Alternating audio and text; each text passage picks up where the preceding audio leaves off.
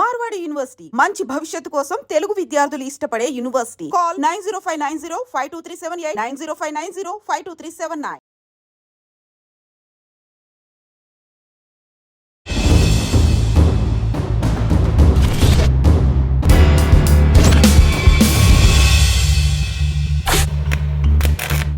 ఈ వారం మన గెస్ట్ ఇద్దరు దంపతులు.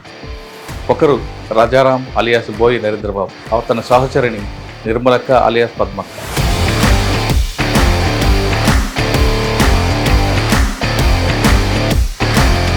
ఏ పరిస్థితుల్లో మీరు పార్టీలకు వెళ్ళారు? మాది మధ్యతరగతి రైతు కుటుంబం. మీ ముగ్గురు అన్నదమ్ములు. స్టూడెంట్ యూనియన్లో ఉన్నప్పుడే హై స్కూల్ సెక్షన్లోనే మా పైన కేసులు ఉండేవి. పరిటాల హరిని చంపారు. ఎవరు చంపారు? ఎలా చంపారు? అంటే కరెక్ట్ నాకు తెలియదు, కానీ భూమి సమస్యలో పేదల వైపు నిలబడ్డారు. అక్కడ ఆర్కే గారి చర్చలకు వచ్చే వరకు చాలా మందికి నక్సలైట్లు అంటే వీళ్ళు చంపడము, పేల్చడము.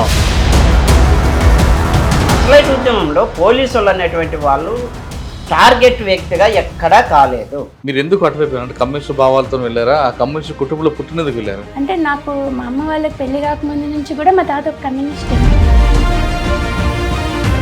మా ఇంట్లో ఎప్పటికీ కూడా దేవుడు భక్తి అనేది ఉండదు. మనం నమ్మాల్సింది మనసుని, నిజాయితీని. మీ గోల్ ఏంటి అప్పుడు? అంటే రాజకీయ నాయకుడికి సలాం కొట్టేవాళ్ళు, వాళ్ళు మిమ్మల్ని సలాం కొట్టేవాళ్ళు. ఎందుకంటే మా భయంతో మేము వచ్చి ఏం చేస్తాము అనేటువంటి.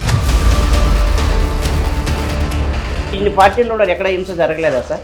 వంగవీటి మోహన్ రంగారావు చంపినప్పుడు, హత్య జరిగినప్పుడు ఎంత జరిగింది? పరిటాల రవిని హత్య జరిగినప్పుడు ఎన్ని బస్సులు కాల్చినారు, ఎన్ని మర్డర్లు, ఇవన్నీ జరిగినారు. మరి ఏ పార్టీనన్నా బ్యాన్ చేసినారని. హింస కొనసాగుతూ ఉంది. హింసకు హింసే అదే ఎదురగ్గి. ఫస్ట్ ఎన్కౌంటర్ ఎక్కడ జరిగింది? మిస్ అవ్వడం. మరి రాష్ట్ర వ్యాప్తంగా పార్టీ పిలుపు మేరకు కరువుదాడం జరుగుతుంది. అట్లే టప్పట్లే ర్యాపిడ్ ఫైరింగ్ సౌండ్ కట్లే వేసేసింది. ఎక్కడ కాల్పులు జరగాలో, ఎక్కడ ఏం జరుగుతుందో దిక్క జరుగుతుంది. పరిస్థితి అంటే ఒక్కటేసారి ముక్కుమ్మడి దాడి అంటాడు. నా ఇట్లా ఇట్లా ఇట్లా ఇట్లా అని చెప్తారంటే నాకు బుల్లెట్ వెనక వచ్చేసి పడేసి దొరలుకుంటా నుంచి పాపుకుంటా అట్లా వస్తుంది. అలా మీరు అనంతపూర్లో పనిచేశారు కదా, మరి పరిటాల రవి గారు ఎప్పుడైనా ఎదురుపడ్డారా? శ్రీరాములు గారు రవిను ఈ కుటుంబంతో ఉన్నారు, కానీ ఆయన ఇంటర్వ్యూలో చెప్పాడు నాకు పార్టీతో సంబంధం లేదని. పరిటాల రవి చెప్పాడు. వాస్తవంగా కూడా. కానీ అప్పట్లో ప్రచారం ఏంటంటే పార్టీ పరిటాల రవి గారికి వాళ్ళ బెదిరింపు భయపడి పనిచేస్తుందని. పార్టీ ఎందుకు భయపడతారు? ఎన్కౌంటర్లుగా భయపడతారు. పార్టీకి వస్తేనే సంపదారు అనేటువంటిది తెలిసి వచ్చింది. అంటే పోలీసులు చెప్పడం కన్నా అది చాలా క్రూరంగా ఉండేది పరిటాల రవి ట్రీట్మెంట్. అది ఇంపార్టెంట్. పరిటాల రవి కుటుంబము గతాన్ని చూసి భయపడింది. పరిటాల రవి అనే ఆయన 1000 కోట్లు సంపాదించి ఎవరికి ఇచ్చినాడు అనేటువంటిది క్వశ్చన్ వేసినారు కదా. ఆ రోజు కరపత్రాలు పంచినారు కదా పార్టీ. ఆ బుక్ చూసిన తర్వాత స్టీఫెన్ గారు ఏమన్నారు? అడిగాడు, ఏంది గుంచుకాడంటే యాక్షన్ బాగా ఉన్న ఏరియాని ఆయన ఎలా కంట్రోల్ చేశారు? అంటే ఆయన చేసేది ప్రతిదీ చట్టపరంగా చేశాడు.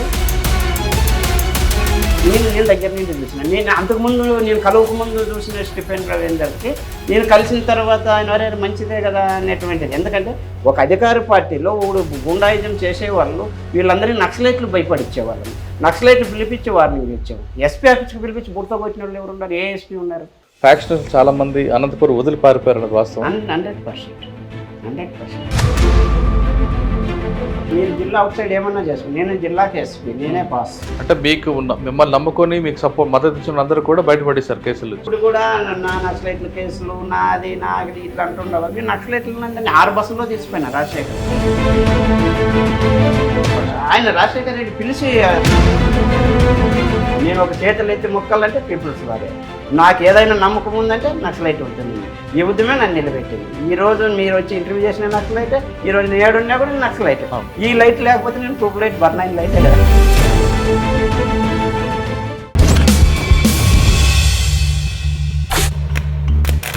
Welcome to I dream.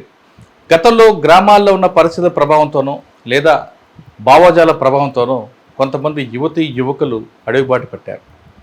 అడవిలో వెళ్ళి అక్కడ పేద ప్రజల అభివృద్ధి కోసం నిరంతరం కృషి చేసేవారు. వాళ్ళు చేసే పని వల్ల ప్రభుత్వాల కిందకు వచ్చి పేద ప్రజలకి మౌలిక సదుపాయాలు కల్పించాయి అనే విషయంలో ఎలాంటి సందేశం లేదు. ఆ విధంగా వాళ్ళు కృషి చేయబట్టే ప్రభుత్వాలు కిందకు దిగాయి. ఆ విధంగా అడవిలో ఉన్న వాళ్ళు కొంతకాలం తర్వాత వ్యక్తిగత కారణాలతోనూ లేదా పార్టీల విభేదాలతోనూ లేదా మరో ఇతర సమస్యలతోనూ జనజీవన స్రవంతులు కలిశారు. ఆ విధంగా కలిసిన వారిని పరిచయం చేసే ఈ కార్యక్రమంలో ఈ వారం మన గెస్టు ఇద్దరు దంపతులు. ఒకరు రాజారాం అలియాస్ బోయి నరేంద్రబాబు, మరొకరు తన సహచరిణి నిర్మలక్క అలియాస్ పద్మక్క. రాజారాం అన్నైతే దాదాపు ఒక 92 నుంచి 2005 వరకు అక్కడే ఉన్నారు.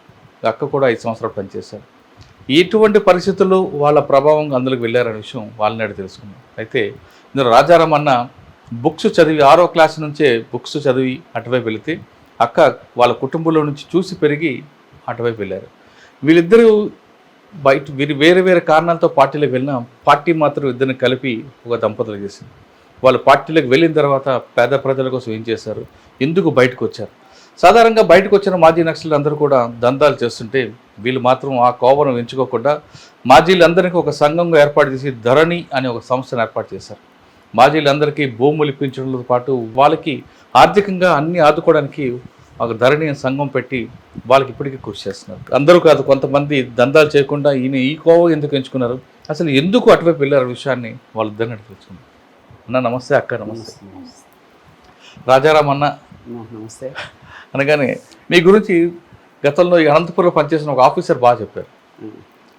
ఇక్కడ పనిచేసి వెళ్ళిపోయిన ఎస్పీ గారు, అంటే మీకు ఇప్పుడు రివీల్ చేస్తున్నా, పేరు చెప్పకూడదు నేను. సాధారణంగా అన్నలు అనగానే అందరూ తుపాకులు పట్టుకొని తిరుగుతారు, ఏదో చేస్తారు, సెటిల్మెంట్ చేస్తారు అనుకుంటారు. కానీ రాజారాం అని మా దగ్గర అనంతపూర్లో ఒక ఆయన ఉన్నారు. ఆయన ఎప్పుడైనా కలవండి. ఆయన అసలు రాయలసీమలో పార్టీ ఎందుకు పెట్టింది, పార్టీ ఇక్కడ ప్రారంభం అవడానికి, పార్టీ నిష్కరణకి కారణం ఆయన చెప్తారని ఒక 20 సంవత్సరాల క్రితం మీ గురించి చెప్పారు. కానీ తర్వాత మీకు నాకు కుదరకపోవడం, ఈ సందర్భంలో మా అక్క సుశీల అక్క ద్వారా వాళ్ళు మీరు కలిశారు. ఎస్పీ గారు అంటే నాకు తెలిసి మీరు పేరు చెప్పలేదేమో, నేను చెప్పమంటే చెప్తా. నేను చెప్తా తర్వాత. అయితే అటువంటి పరిస్థితి, అంటే ఒక పోలీస్ ఆఫీసర్ కూడా మిమ్మల్ని మెచ్చుకున్నారంటే మీరు నమ్ముకున్న సిద్ధాంతం ఇక్కడ దారి తప్పకుండా ప్రజల కోసం వెళ్ళారు కాబట్టి పోలీసులు కూడా మిమ్మల్ని లైక్ చేశారు. సాధారణంగా పోలీసులు నక్సల్స్ కంటే పడదు, కానీ మిమ్మల్ని మాత్రం ఆ కోవలో చూడలేదు. అయితే సరే, మనం అసలు విషయానికి వస్తే ఏ పరిస్థితుల్లో మీరు పార్టీలకు వెళ్ళారు, వెళ్ళేటప్పటికి ఇక్కడ మీరు వెళ్ళే ప్రాంతంలో పరిస్థితులు ఉండేవి, వెళ్ళిన తర్వాత మీరు అనుకున్న లక్ష్యం నెరవేరిందా లేదా, ఫస్ట్ మీరు చెప్పండి. ఏ పరిస్థితులు అంటే, నేను మీ కుటుంబం మీ నేపథ్యం అని చెప్పండి. మాది మధ్యతరగతి రైతు కుటుంబం. మేము 3 అన్నదమ్ములము. మా నాన్న వ్యవసాయం చేసేవాళ్ళు, మాకు బాగా భూములు ఉండేటివి, అంత వ్యవసాయం, ఇప్పటికీ వ్యవసాయ కుటుంబమే. మమ్మల్ని ఆనాటికి 3 కూడా మేము డిఎన్టీ హాస్టల్ అని ఇక్కడ జీసస్ నగర్లో ఉన్నటువంటి ఒక హాస్టల్, రాడికల్ స్టూడెంట్స్కు నిజంగా ఒక విధమైనటువంటి స్థావరం. ఏది డిఎన్టీ హాస్టల్ అనేది అనంతపూర్లో మాతో పాటు చాలామంది అమరులైనారు. మా సీనియర్లు కుమారన్న, అక్కడ ఉన్న వాళ్ళే, గుంటకల్ల సత్యం వచ్చేవాళ్ళు, ఎర్ర సత్యము, అంటే ఇప్పుడు వాళ్ళు కొంతమంది బయటకు వచ్చి జాబులు చేసి డాక్టర్లు అయిన వాళ్ళు, ఇక్కడ ఇంజనీరింగ్ స్టూడెంట్స్గా ఉండి మాకు ఆర్గనైజర్లుగా ఉన్నోళ్ళు, వాళ్ళంతా కూడా డిఎన్టీ హాస్టలే స్థావరం. అంటే అప్పటికే మాకు స్టూడెంట్ యూనియన్లో ఉన్నప్పుడే హై స్కూల్ సెక్షన్లోనే మా పైన కేసులు ఉండేవి. వార్డన్లని అంటే కొట్టడం అనేది, అక్కడ స్టూడెంట్స్ ఆర్గనైజేషన్ల మధ్య కూడా విభేదాలు వచ్చేవి. అప్పుడు కూడా మేము బాగా యాక్టివ్గా మిలిటెంట్గా ఉండేవాళ్ళం. అంటే మాకు వచ్చినటువంటి అనంతపురం జిల్లాలో అనేక విద్యార్థి సంఘాలు ఉన్నప్పటికీ మాకు రాడికల్ విద్యార్థి సంఘమే ఎందుకు మాకు ఆకర్షితులైనంటే, మిగతా స్టూడెంట్స్ యూనియన్స్ మా సమస్యల కోసం తాత్కాలికంగా వచ్చిపోయేవాళ్ళు కాదు. మాకు ఎందుకో మా కుటుంబాలకు జరుగుతున్నటువంటిది, వ్యవసాయానికి జరుగుతున్నటువంటి దోపిడీల గురించి మాకు పెద్దగా మార్క్స్, పెట్టుబడి ఇట్లాంటివి ఏమి తెలియని వయసులోనే దోపిడీ అంటే ఇట్లుంటుందా, మా బతుకులు ఇలా ఉండడానికి కారణం ఇదా అనేటువంటిది విడమర్చి చెప్పేవాళ్ళు. ఆర్గనైజేషన్స్ ఓహో మనం బతికితే ఇందుకోసం బతకాలరా అంటే, ఎందుకంటే చిన్నవే చెప్పేవాళ్ళు. దేవుడు ఉన్నాడా లేడంటే దేవుడు లేకపోతే ఎట్లా అని మేము వాదించేవాళ్ళం. అరే మీ తెలుగు మాస్టర్ ఏం చెప్తారా అనేవాళ్ళు మమ్మల్ని. సూర్యుడు అంటే అది రఘువంశము, సూర్యుడు 7 గుర్రాలు వస్తాయి రఘువంశం అని చెప్పేవాళ్ళు. మరి సైన్స్ మాస్టర్ ఏం చెప్పేవారు అనేవాళ్ళు.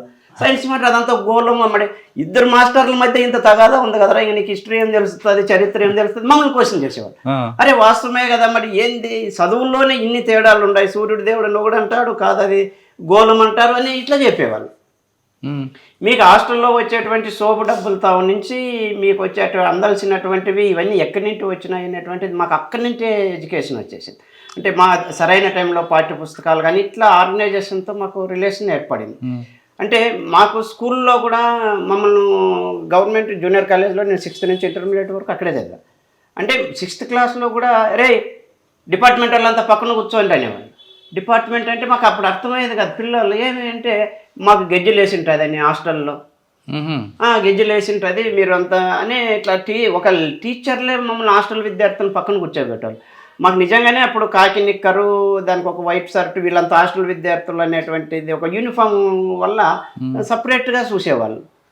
ఆ గెజ్జి గోల్ పీపీ అయిపోరు అని అవి ఏంటంటే గవర్నమెంట్ హాస్పిటల్ వేయించుకొని, అంటే డిపార్ట్మెంటు హాస్టల్ విద్యార్థులు అనేటువంటి వాళ్ళని ఒక ర్యాలీలకు బంధువులకు తప్ప విద్యార్థి సంఘాలలో వచ్చి మాతో కాలం గడిపిండేటివి అంటే లేదు. అంటే చిన్నతనంలో మీకు బీజం పడింది. అంటే ఆర్గనైజేషన్స్ అనేటువంటి వాళ్ళు నాకు తెలిసినంత వరకు రాడికల్స్లో పడినటువంటి ఆర్గనైజర్ కుటుంబంతో తెంచుకొని వచ్చేవాడు. కుటుంబంతో సంబంధం లేకోకుండా ప్రజల కోసము నిరంతరము మేము పెట్టింది తిని మాకు ఎడ్యుకేషన్ చేసేవాళ్ళు. అది మాకు బాగా నచ్చేసింది, ఆకర్షించడం. ఎందుకంటే వాళ్ళు నిజంగా వాళ్ళ పేర్లు కాదు, మేము అడుక్కున్నాము నీ పేరు ఏం పేరు, నా పేరు యాకూబ్ అనేవాడు. వాళ్ళు యాకూబ్ ఎట్లా ఏది అంటే వాళ్ళ సొంత పేరు కాదు, ఏదో ఇంతకుముందు అమరుడు పేరు. ఇట్లా వాళ్ళ పేర్లు కానీ వాళ్ళ కుటుంబం కానీ బ్యాక్గ్రౌండ్ ఏది చెప్పుకోకుండా మన కోసం పనిచేసే వాళ్ళు ఇట్లుండారా అనేవాళ్ళు. అప్పుడు మాకు ఆ బీజాలు రాడికల్స్ పట్ల బాగా ఆకర్షితులైన. అయితే పూర్తి కాలం వల్ల అట్లా ఇట్లా అనేటువంటిది ఆలోచన లేదు, కానీ రాడికల్స్ కోసం ఏమన్నా చేసేవాళ్ళు. అట్లా మేము చదువు 35 మార్కుల కోసం చదువు తప్ప నేను ఎప్పుడన్నా లెక్చరర్ కావాలా, కానిస్టేబుల్ కావాలా, ఉద్యోగం అని మా ఊళ్ళో ఏం ఉద్యోగం చేస్తాడు, టీచర్ అని అవుతాడు అనుకుంటా. మాకు 35 మార్కులు వస్తే నెక్స్ట్ క్లాస్ పోతాను మేము అనుకుంటాం. 30 మార్కులు పాస్ అయితే చాలు. 10th క్లాస్ ఫెయిల్ అయిన నుంచి చాలా బాధపడ్డాం. అనంతపురంతో 10th క్లాస్ ఫెయిల్ అయినామనేది లింక్ కట్ అయిపోయింది, రాడికల్తో లింక్ కట్ అయిపోయింది. అప్పుడు ఏం చేయాలా, 85లో 10th ఫెయిల్ అయినా ఏం చేయాలా, రాడికల్స్ మా ఏరియాలో తక్కువ. అప్పుడు అక్కడ ఉన్నటువంటి సిపిఐ మాకు రమణ అన్న, బంగి ఎర్స్వామి అన్న అక్కడ సిపిఐలు ఉండేవాళ్ళు. బన్వర్లాల్ సార్ అని ఇక్కడ జాయింట్ కలెక్టర్గా వచ్చాడు, ఐఏఎస్ ఆఫీసర్. అప్పుడు మాకు బినామీ భూములు అంటే ఏమో తెలియదు. అప్పుడు బినామీ భూముల గురించి తెలుసుకొని అప్పుడు అక్కడ ఉన్నటువంటి భూస్వాముల దగ్గర ఉన్న భూములు 10th క్లాస్ ఫెయిల్ అయ్యి ఓ 4-5 కలిసి సంఘం పెట్టి 375 ఎకరాలు ఇప్పుడు తోటలు చేసుకున్నారు అంతా ఎస్సీ ఎస్టీ బీసీలు. అంటే అప్పుడు బన్వర్లాల్ గారు మీకు జాయింట్ కలెక్టర్ గారా? Joint collector. కానీ మీరు ఇంత చేసేప్పుడు నిర్బంధం లేదా అప్పుడు? అప్పుడు నుంచి సిపిఐలకు పోయినాం. కౌరు సంఘాలు పోలీసుల వైపు నిర్బంధం లేదా? లేదు.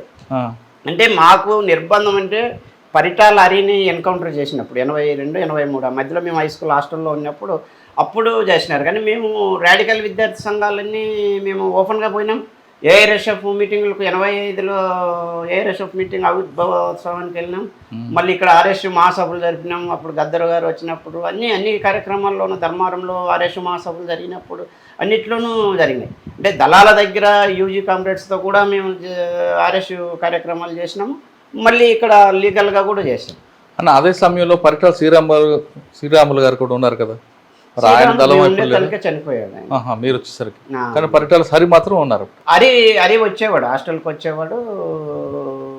రాడికల్ విద్యార్థి సంఘం అంటే ఇక్కడ సాయినగర్లో కాలేజ్ హాస్టల్ అని ఉన్నింది. అక్కడికి ఉన్నటువంటి వాళ్ళు యూజువల్లో. ఎందుకని హరిని చంపారు, ఎవరు చంపారు, ఎలా చంపారు, చరిత్ర ఒకసారి చెప్పండి. అంటే కరెక్ట్ నాకు తెలియదు, కానీ భూమి సమస్యలో పేదల వైపు నిలబడ్డాడు హరి. అక్కడ ఏదో ఎన్కౌంటర్ జరిపినాడు, అక్కడ పోలీసు వాళ్ళతో చేయించినారు అక్కడ అనేటువంటిది ఒకటి ఉంది. పూర్తి వివరాలు చిన్న వయసు కదా, మరి కూడా అంత పెద్ద కదా దాని గురించి ఏమి తెలియదు. అంటే మీకు 6వ క్లాస్ నుంచే మీకు మైండ్లో బీజం పడింది, అది 10వ క్లాస్ వరకు కొనసాగింది. 10 తర్వాత దళంతో ఇప్పుడు మీకు సంబంధాలు ఏర్పడ్డాయి. అంటే 10 అక్కడ భూములు పంచుకున్న రాడికల్ నాయకత్వం కింద ఇక్కడ ఆర్గనైజర్లు అంతా మా సీనియర్లు జూనియర్లు ఇక్కడ ఉన్నారు. నేను 10th ఫెయిల్ అయిన తర్వాత అక్కడ అయిపోయిన నుంచి మళ్ళా మా వాళ్ళు ఎట్లన్నా చదివేయాలని యుద్ధం చేసి 4 ఏళ్ళకో 5 ఏళ్ళకో దాన్ని 10th కంప్లీట్ చేసుకొని మళ్ళీ ఇక్కడ ఆర్ఎస్లో కాలేజ్ చేరడం ఆర్ఎస్సీ కోసమే. మేము చదివి కన్నా 35 మార్కులు కాపీరేట్ మస్గా కొట్టినాము. ఏదో ఒకటి క్లాస్ టు క్లాస్ మారాల అంతే. అందులో నాకు అటాచ్మెంట్ మా అత్తతో బాగుండేది. నాకు పిల్లప్పుడే మా అమ్మ చనిపోయింది. నన్ను పెంచుకున్న తల్లి నేను కనపల్లి గదిలో రాసిన ఆమె గురించి మా అమ్మ చనిపోయిన తర్వాత మా అత్తే నన్ను పెంచి పెద్ద చేసి పిల్లలని మా అమ్మాయి కన్నా ఎక్కువ అనలేదు. ఆయన్ని అటాచ్మెంట్ ద్వారా కొద్దిగా యూజీకి పోలేకపోయా.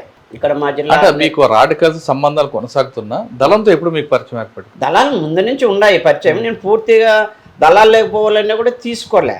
ఇక్కడ స్టూడెంట్ ఆర్గనైజేషన్ ఉన్నింది. 92లో ఏమైందప్ప అంటే 92లో సంక్షోభం వచ్చింది రాష్ట్ర వ్యాప్తంగా. పార్టీలో అనంతపురం జిల్లానే పశ్చిమ బెంగాల్లో గ్రూపులు విప్లవం కోసం పుట్టితే ఇక్కడ దందాల కోసం గ్రూపులు పుట్టినాయి. అనంతపురం జిల్లాలో రోజుకొకటి పుట్టుగొడుగుల్లా పుట్టినాయి. ఆర్ఓసి అని, కోడి పుంజ్ అని, చిన్న సుదర్శన్ ఒకటి అని, రెడ్ స్టార్ అని రకరకాల పేర్లతో వచ్చిన. ఎవరు నక్సలైట్లు, ఎవరు సిద్ధాంతాలు అంటే ఏం లేదు. కానీ అప్పట్లో పట్టోల గోవర్ధన్ రెడ్డి కూడా ఒక ఆర్గనైజేషన్ పెట్టారు కదా. ఎవరు? పట్టోల గోవర్ధన్ రెడ్డి.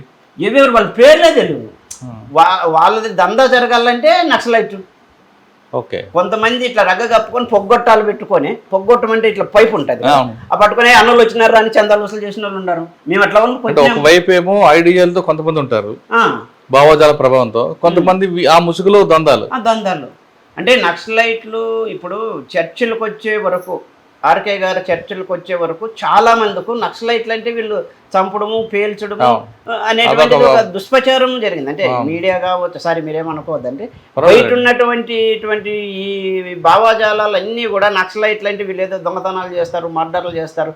విప్లవం నీకు టీవీ టవర్ వెళ్తే వస్తుందేమయ్యా, మైక్రో స్టేషన్ వెళ్తే వస్తుంది. ఇంతమంది పోలీసు వాళ్ళు మీకోసం పనిచేసే వాళ్ళు ఉంటే పోలీసు వాళ్ళని చంపుతారా అనేవాళ్ళు.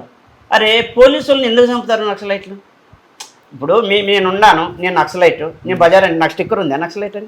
మరి పోలీసు వాళ్ళకి టోపీ ఉంటుంది, బెల్ట్ ఉంటుంది. మరి పోలీసు వాళ్ళని టపటపటపని వేయడం కాల్చినారన్న. నక్సలైట్ ఉద్యమంలో పోలీసు వాళ్ళు అనేటువంటి వాళ్ళు టార్గెట్ వ్యక్తిగా ఎక్కడా కాలేదు.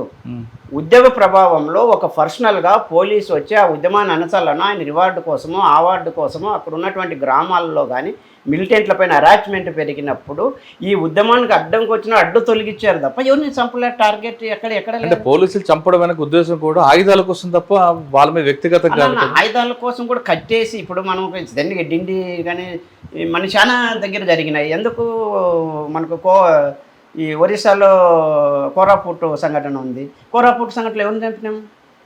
ఎవరు చెప్పలేదు. కాల్పుల్లో చనిపోయారు.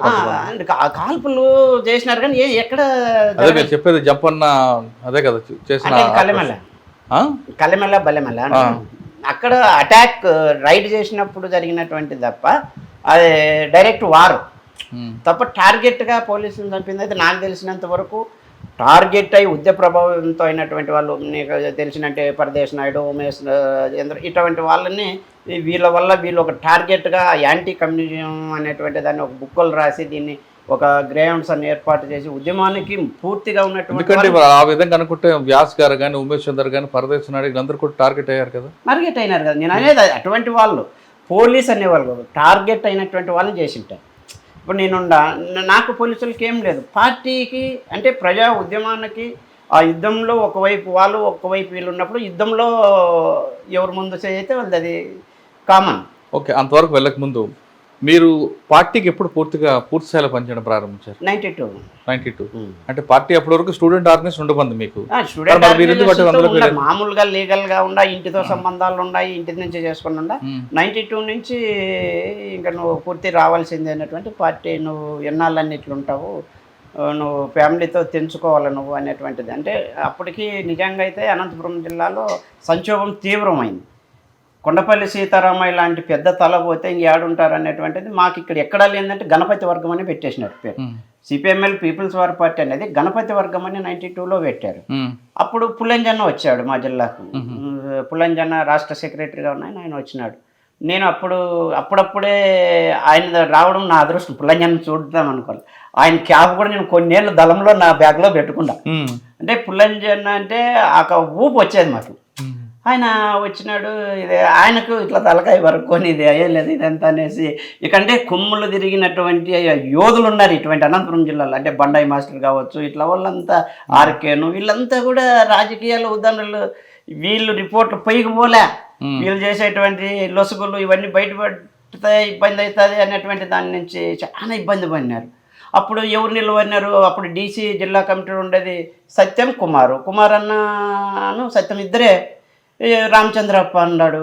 ఇంకంతా ఆర్గనైజర్లు నాగరాజ్ అంట, శేఖర్ అంట ఇట్లా ఉన్నారు. మిగతా వాళ్ళు ఎట్టి ముత్యాలప్ప అక్కడ పోయినాడు, ఇంకంతా అట్లా పోయినాడు. తెలంగాణ ఆనంద్ ఇటువైపు ఉన్నాడు. మేము స్టూడెంట్ ఆర్గనైజేషన్లో మేము నిలబడినాము.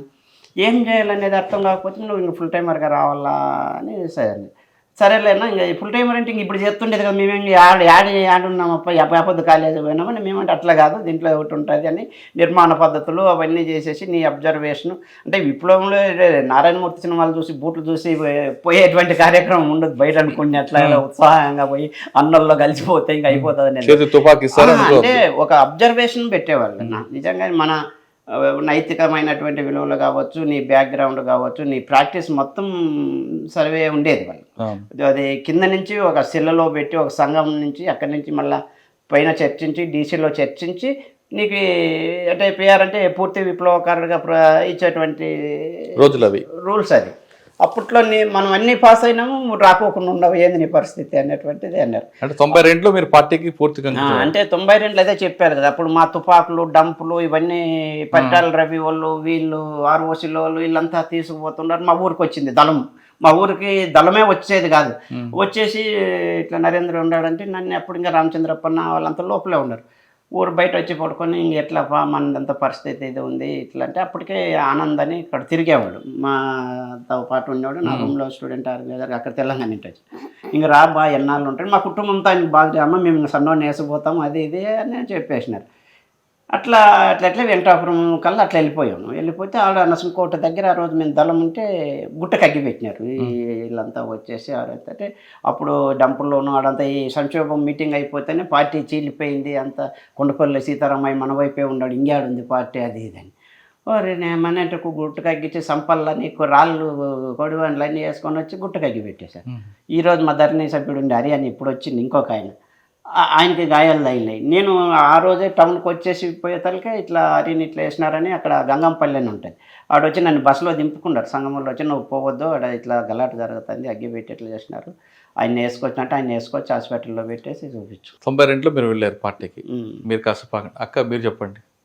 అన్న ఏమో 6వ క్లాస్ నుంచి రాడికల్స్ మూవ్మెంట్లోకి వెళ్ళారు.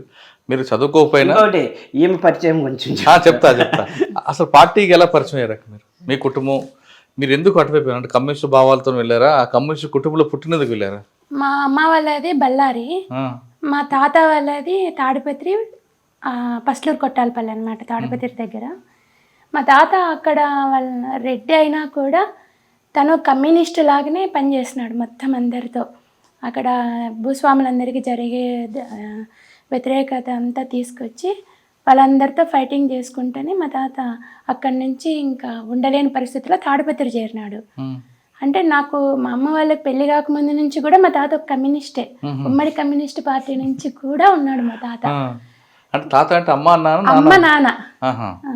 మా ఇంట్లో ఎప్పటికీ కూడా దేవుడు భక్తి అనేది ఉండదు. మనం నమ్మాల్సింది మనిషిని, నిజాయితీని, ఇట్లా ఉండాలి అని మా తాత నేర్పించినాడు. కానీ ఈ దేవుడిని నమ్మాలా అనేది ఊహే ఉండేది కాదు. మా ఇంట్లో ఒక పటం కూడా ఉండేది కాదు. అట్లా ఆ విధంగా పార్టీలో మీరు ఎప్పుడు పార్టీకి వెళ్ళారు? అంటే నేను డిగ్రీకి ఇక్కడ వచ్చినాను, 97లో వచ్చినాను ఇక్కడికి. తాడిపత్రి నుంచి కేఎస్ఆర్ డిగ్రీ కాలేజ్లో చదివినా. నేను చదువుతూ ఇక్కడ మహిళా సంఘంలో పనిచేసినాను. అభిదే మహిళా సంఘం అని చెప్పేసి మహిళా సంఘంలో పనిచేస్తూ మహిళా సంఘం పత్రికలు పంచుతూ చందాలు, తర్వాత మహిళలకు ఏమైనా సమస్యలు వచ్చినా మా సంఘం తరపున పరిష్కరిస్తూ అట్లా. అప్పుడు సూర్యనగర్ కాలనీకి సంబంధించి కూడా మేము ఇక్కడ ఉండి అప్పుడు అది కూడా మేము డీల్ చేసినాము. పార్టీకి ఎప్పుడు వెళ్ళారు లోపలికి? అన్న 2000లోనా వెళ్ళాము. అంటే పూర్తి స్థాయిలో వెళ్ళారు. ఎవరు మీకు బాధ్యులు అప్పుడు? మాకప్పుడు ఇక్కడ సుజాత అని ఉండేది, తను జేఎన్టీలో, తను మహిళా సంఘం తనే. తర్వాత 2000 సంవత్సరం. అన్న మీరు చెప్పండి అన్న, 92లో పార్టీకి వెళ్ళారు, గుట్టధర ఫైరింగ్ తర్వాత మీరు అనుకున్న లక్ష్యం సాధించారు పార్టీలోకి వెళ్ళిన తర్వాత? 100% లక్ష్యం మేము ఉన్నంత వరకు కాదు. అంటే మీ గోల్ ఏంటి అప్పుడు? ఇప్పుడు మీరు ఆల్రెడీ భూస్వామ్య వ్యవస్థ ఇవన్నీ చూశారు కాబట్టి అటువైపు వెళ్ళారా? లేదా ముందు ప్రజలకి మౌలిక సదుపాయాలు కల్పించడం, రాజకీయ శిక్షణ తరగతులు ఇవ్వడం, రాజకీయ చైతన్యం చేయడం చేశారా? చైతన్యం ముఖ్యం. చైతన్యం ఇప్పుడు నన్ను ఇదే మాట సరెండర్ అయిన తర్వాత ద్వారకా తిరుమలరావు గారు ఆయన కార్డు మేళులంతా వచ్చి అడిగినారు సరెండర్ అయిన తర్వాత ఏమయ్యా రాజారాం ఎంతవరకు వచ్చింది మీ రాజ్యం ఎప్పుడు వస్తుందని. యుద్ధం కొనసాగుతుంది కదా సార్ అన్న. మరి ఎక్కడ వస్తుంది దీర్ఘకాల యుద్ధం ఇది, యుద్ధం కొనసాగుతుంది కదా అన్న. మరి నువ్వేం వచ్చినావు అని. నేను పిరికోడు సార్ పారి వచ్చినాను అంటేనే అప్పుడు ఫోన్ వచ్చింది, అయ్యా మీ యుద్ధంలో మా వాడిని వేసేసినారు నర్సిరెడ్డి అని. అప్పుడు ఆగస్టు 15వ తారీఖు ఆ రోజు నన్ను ఇంట్రాగేషన్ చేస్తాను, వేసేసినారు వెళ్ళిపోతానని. సార్ విప్లవం అనేటువంటిది కంటికి కనపడదు సార్. వాటర్ అనేటువంటి 100 డిగ్రీలు ఎంత వేడి చేస్తే వేడిగా అనిపిస్తుందో, ఇప్పుడు మీ దాంట్లోనే మాకన్నా మీకే ఎక్కువ విప్లవం వచ్చింది. మాకేమొచ్చిందండి ఎక్కడ సార్? మీరు పోలీసులను ఎప్పుడన్నా పేర్లు పెట్టి పిలిచినారా? 307, 104 ఇట్లా పెరిగేవాళ్ళు. ఇటు ఉండే నిక్కర్లు ప్యాంట్లు వచ్చినాయి, టుపు అనే మస్కట్లు ఏకేలు వచ్చినాయి. ఇంత సౌకర్యం రాజకీయ నాయకులు మా నుంచి మీకు మర్యాద ఇచ్చినారు. అవును, అది వాస్తవం. అది మా నుంచి మీకు మర్యాద ఇచ్చినారు. లేకపోతే వాడు పిలిచి రైటా, వాడు డిఎస్పీని అని తెలుదు, ఎస్పీని తెలుదు. మీ చదువు మీ గౌరవాన్ని బజార్లో పెట్టి తిట్టేవాళ్ళు. అంటే రాజకీయ నాయకులకు సలాం కొట్టేవాళ్ళు, వాళ్ళు మిమ్మల్ని సలాం కొట్టేవాళ్ళు. ఎందుకంటే మా భయంతో మేము వచ్చి ఏం చేస్తాము అనేటువంటి దాంతో అది తిరుగుబాటు మాది. అంటే ప్రజల పక్కన మేము నిలవని అంటే ఎట్లా వస్తుంది విప్లవం? మీరు అంతా హింసావాదులు, మీరు రాజకీయాలు ఎంతైనా చెప్పండి, మీరు పోయి బజార్లో చెప్పండి అంటే యాడ పెట్టుకొని ఇచ్చినారు సార్? మేము పుట్టుకతో తుపాకులు పట్టుకొని పోయినాం. మా రాజకీయాలను మీరు బ్యాన్ చేసినారు కదా, అంత హింస చేస్తే ఎట్లా సార్? హింస అంటే ఏం సార్? హింస అంటే బస్సులు కాల్చడము, ఫ్యాక్టరీలు పెంచడం, వాడిని చంపడం, వీడిని చంపడం. అంటే ఇప్పుడు ఇన్ని పార్టీలు ఉన్నారు, ఎక్కడ హింస జరగలేదా సార్? వంగవీటి మోహన్ రంగారావు చంపినప్పుడు హత్య జరిగినప్పుడు ఎంత జరిగింది? పరిటాల రవిని హత్య జరిగినప్పుడు ఎన్ని బస్సులు కాల్చినారు, ఎన్ని మర్డర్లు, ఇవన్నీ జరిగినారు. మరి ఏ పార్టీనన్నా బ్యాన్ చేసినారా? మీరు రాజకీయాన్ని మీరు బ్యాన్ చేస్తున్నారు తప్ప హింసను కాదు సార్. మీరు హింస కొనసాగుతూ ఉంది. హింసకు హింసే అదే ఎదురగ్గి అంటే డైవర్ట్ అవుతుంది. అంటే అక్కడ జరిగినటువంటి దాంట్లో వాళ్ళు సరే మంచిదే కానీ నువ్వు మంచి పని చేసినావు అనేసి వాళ్ళు డ్రాప్ అయిపోయారు. నన్ను అయితే డిస్టర్బ్ చేయలే. అరే వీడు అప్పుడే ఒకసారి ఎన్కౌంటర్ నుంచి పోయి మళ్ళీ వెళ్ళిపోయినారు, వీడు డిస్టర్బ్ చేయదని ఏం చెప్పుకున్నారో. ఫస్ట్ అప్పుడు ఎన్కౌంటర్ డిస్టర్బ్ చేసినారు, మళ్ళీ చేయలేదు. ఫస్ట్ ఎన్కౌంటర్ ఎక్కడ జరిగింది మిస్ అవ్వడానికి? 2000 ఎక్కడ? ఇక్కడ ధర్మవరం దగ్గర కన్నంపల్లి. ఎలా అంటే కన్నంపల్లి ఎన్కౌంటర్ కన్నా ముందు ఆగస్టు 2వ తారీఖు ఎన్కౌంటర్ జరిగింది. అంతకన్నా ముందు మాకు ఈ ఉరుకొండ దగ్గర కరువు దాడి జరిగింది. కరువు దాడి అప్పుడు మేమంతా ఆ రోజు ఏర్పాట్లు, లారీలు ఇవన్నీ ఏర్పాటు చేసుకొని మొత్తం దాన్ని అంటే ఆ రోజు జూన్ జూలైలో మంచి కరువులు విత్తనాలు వేసుకునే టైంలో కరువుదాడులు రాష్ట్ర వ్యాప్తంగా పార్టీ పిలుపు మేరకు కరువుదాడులు జరుగుతున్నాయి. మేము కూడా ఆ గోడౌన్ పైన చేయాలా, ఊరు బయట ఉంటుంది అనేటువంటి దాంతో మేము దాన్ని ప్లాన్ చేసుకొని పోయిన తర్వాత అది ఊహించిన పరిణామం. అంత జనాలు అంత రావడము, చుట్టూరు మైన్స్ పెట్టడము, లేడీస్ అంత గోడౌన్లో 10-15 లారీలు ట్రాక్టర్లు తీసుకొని రావడం, పోలీసు వాళ్ళు అలర్ట్ కావడము, ఇదంతా జరిగింది. అంటే అప్పుడు బాగా పోలీసు వాళ్ళు ఫిస్టేజ్గా తీసుకున్నాం. అట్లా మేము కూడా ట్రాక్టర్లో వెళ్ళేటప్పుడు మిలిటెంట్లు అనుకున్నారు. మేమంతా శాల్వాలు కప్పుకొని ట్రాక్టర్లో పోతుంటే 407లో పోలీసు వాళ్ళు వచ్చేసి ముందర నిలబెట్టినారు అన్నారు. అంటే మిలిటెంట్లు అనుకుంటారు, దళం అనుకోవాలి. మా ట్రాక్టర్ లైట్లు కనపడితే లైట్లు పడితే వాళ్ళ తుపాకులు మాకు అనిపిస్తాను. నిజంగా మేము గ్రెనేడ్ వేసింటే ఆ రోజు బ్లాస్టే మాకు. మేము ఆ ట్రాక్టర్ ఇట్లా క్రాస్ అయింది, వాళ్ళు ఫైరింగ్ చేస్తున్నారు, మేము ఫైరింగ్ చేస్తున్నాం. వాళ్ళు అటుపోయినారు ఇటుపోయినారు, వాళ్ళు పిస్టేజ్గా అయిపోయి మళ్ళీ ఏరే వర్గం ఎవరినొకరినాడ ఎన్కౌంటర్ చేసేసినారు అంజాల దగ్గర. అది అంతా అయింది.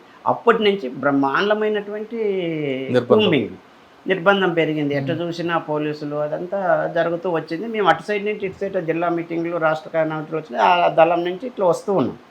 వచ్చేటప్పుడు ఏమైందప్పంటే ఈ జూలై 28 అమరవీరుల సంస్మరణ సభలు ఒక 1 వీక్ జరుగుతాయి, ఒక వారం పాటు జరుగుతాయి.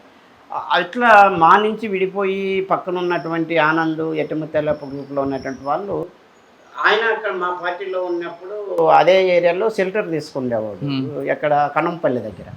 వాళ్ళ కోసం పోలీసు వాళ్ళు తిరుగుతున్నారు, కుంబింగ్లో అటాక్ చేసేకి ఏదో ప్లాన్లో ఉన్నారు. మేము ఏమైనా ఇక్కడి నుంచి ఈ ఉరుకొండ ఏరియా నుంచి మధ్యలో పోతూ ఒకరోజు ఆగినాం. ఆగి ట్రాక్టర్ ఏరియా వాళ్ళు తీసుకొని పోతే ట్రాక్టర్ మధ్యలో చెడిపోయింది. తెల్లవారుజాము చెడిపోతే ఇంకా ఆ రోజు డేట్ టైం మా ఏరియాలో ప్లైన్ ఏరియా కదా, మేము జర్నీ చేయలేక ఆగిపోయింది. ఆ రోజు రాజ్ కుమార్ కూడా కిడ్నాప్. చెరుకూరు రాజ్ కుమారా? సినీ యాక్టర్ గారు. మన బెంగళూరులో. రేడియోలో విన్నాము, మేము అక్కడే ఉన్నాం మరి అంటే గుర్తు కోసం. మళ్ళీ రోజు మేము అక్కడి నుంచి మా ఒక మహిళా కామ్రేడ్కు ఆమె ఇంటర్వ్యూ తీసుకున్న ఉంది. ఆమె కడపన వస్తుందంటే ఎద్దుల బండి తీసుకొని నైట్ తెల్లవారుజామున పోయినాం.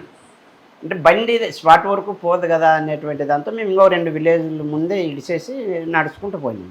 పోతే అప్పుడు ఏమైంది, తెల్లవారుజామున అంతా ఈ పందుల కోసం కరెంట్ ఇడ్చుంటారు. వాళ్ళకి మా వేసాధారణ అంతా చూసి పోలీసు వాళ్ళన్నా తిరుగుతారా నల్లన్నా తిరుగుతారు వీళ్ళు అనేసి, అన్నా జాగ్రత్త నువ్వు కరెంట్ ఇడిచినామని వాళ్ళు మాకే చెప్తుంది. అరే అట్లా కొండ అట్లా పోయే తప్పులకే ఇంక అంతలా కట్ట పోతే తెల్లగా అవుతుందని తొందరగా అక్కడ మామూలుగా మేము షెల్టర్ తీసుకునేది శారదమ్మ అని ఒక గోరి ఉంటుంది, ఆ ఊరికి కొండకు ఆనుకొని అక్కడికి పోవాలని పోయినాం. ఇంకా దూరంగానే మాకు మనుషులు తారాసపడినారు. ఇట్లా మాకు పైలట్ ఏం చెప్పినారు, పైలట్ అది ఎవరు పారాడుతున్నట్లు అంటే ఆటో పందుల కావులు వచ్చింటారు లేరా ఇంటికి పోయింటారు కామ్రేడ్ అని కదిలినాం. అది పోలీసులని మాకు వెళ్ళాలి. ఇంకా నేను అంతకుముందు ఈ ఈ ఏరియాలో రూటు నేను రామగిరి ఏరియాలోనూ పనిచేసినాను, ఉరుకొండ ఏరియాలోనూ పనిచేసినాను కాబట్టి ఆ 2 ఏరియాలోనూ బండి ఏర్పాట్లు అవి 2 రోజుల నుంచి నిద్రలేదు. పోతే నా మల్లిశెట్టికి ఇట్లా 303 రైఫుల్ ఆనిచ్చేసి పడుకున్నా. ఇంకొక మా మిలిటెంట్ నా పక్కనలోనే పడుకున్నాడు. ఇలా టీకి పెడుతున్నారు, నేను నిద్రపోయేసిన. అట్లే టప్పట్లే ర్యాపిడ్ ఫైరింగ్ దబా సౌండ్కి అట్లే లేసేసిన. పక్కన గ్రెనేడ్లు ఉన్నాయి తీసుకోవాలి, తుపాకు ఒకటి తీసుకొని అట్లా గౌరీ పక్కకు పోయినాం. ఎక్కడ కాల్పులు జరగాలో ఎక్కడ ఏం జరుగుతుందో దిక్కదిద్దాను. అంటే పరిస్థితి అంటే ఒక్కటేసారి ముక్కుమ్మడి దాడి అంటారు చూడు, తూటాలు వర్షం కురుస్తుంది దడ అని. ఇట్లా గోరీలకైతే ఇట్లా పడుతున్నాయి బుల్లెట్లు. ఇట్లా కవర్ తీసుకున్నామని కూడా బుల్లెట్లు దూసుకొస్తున్నాయి.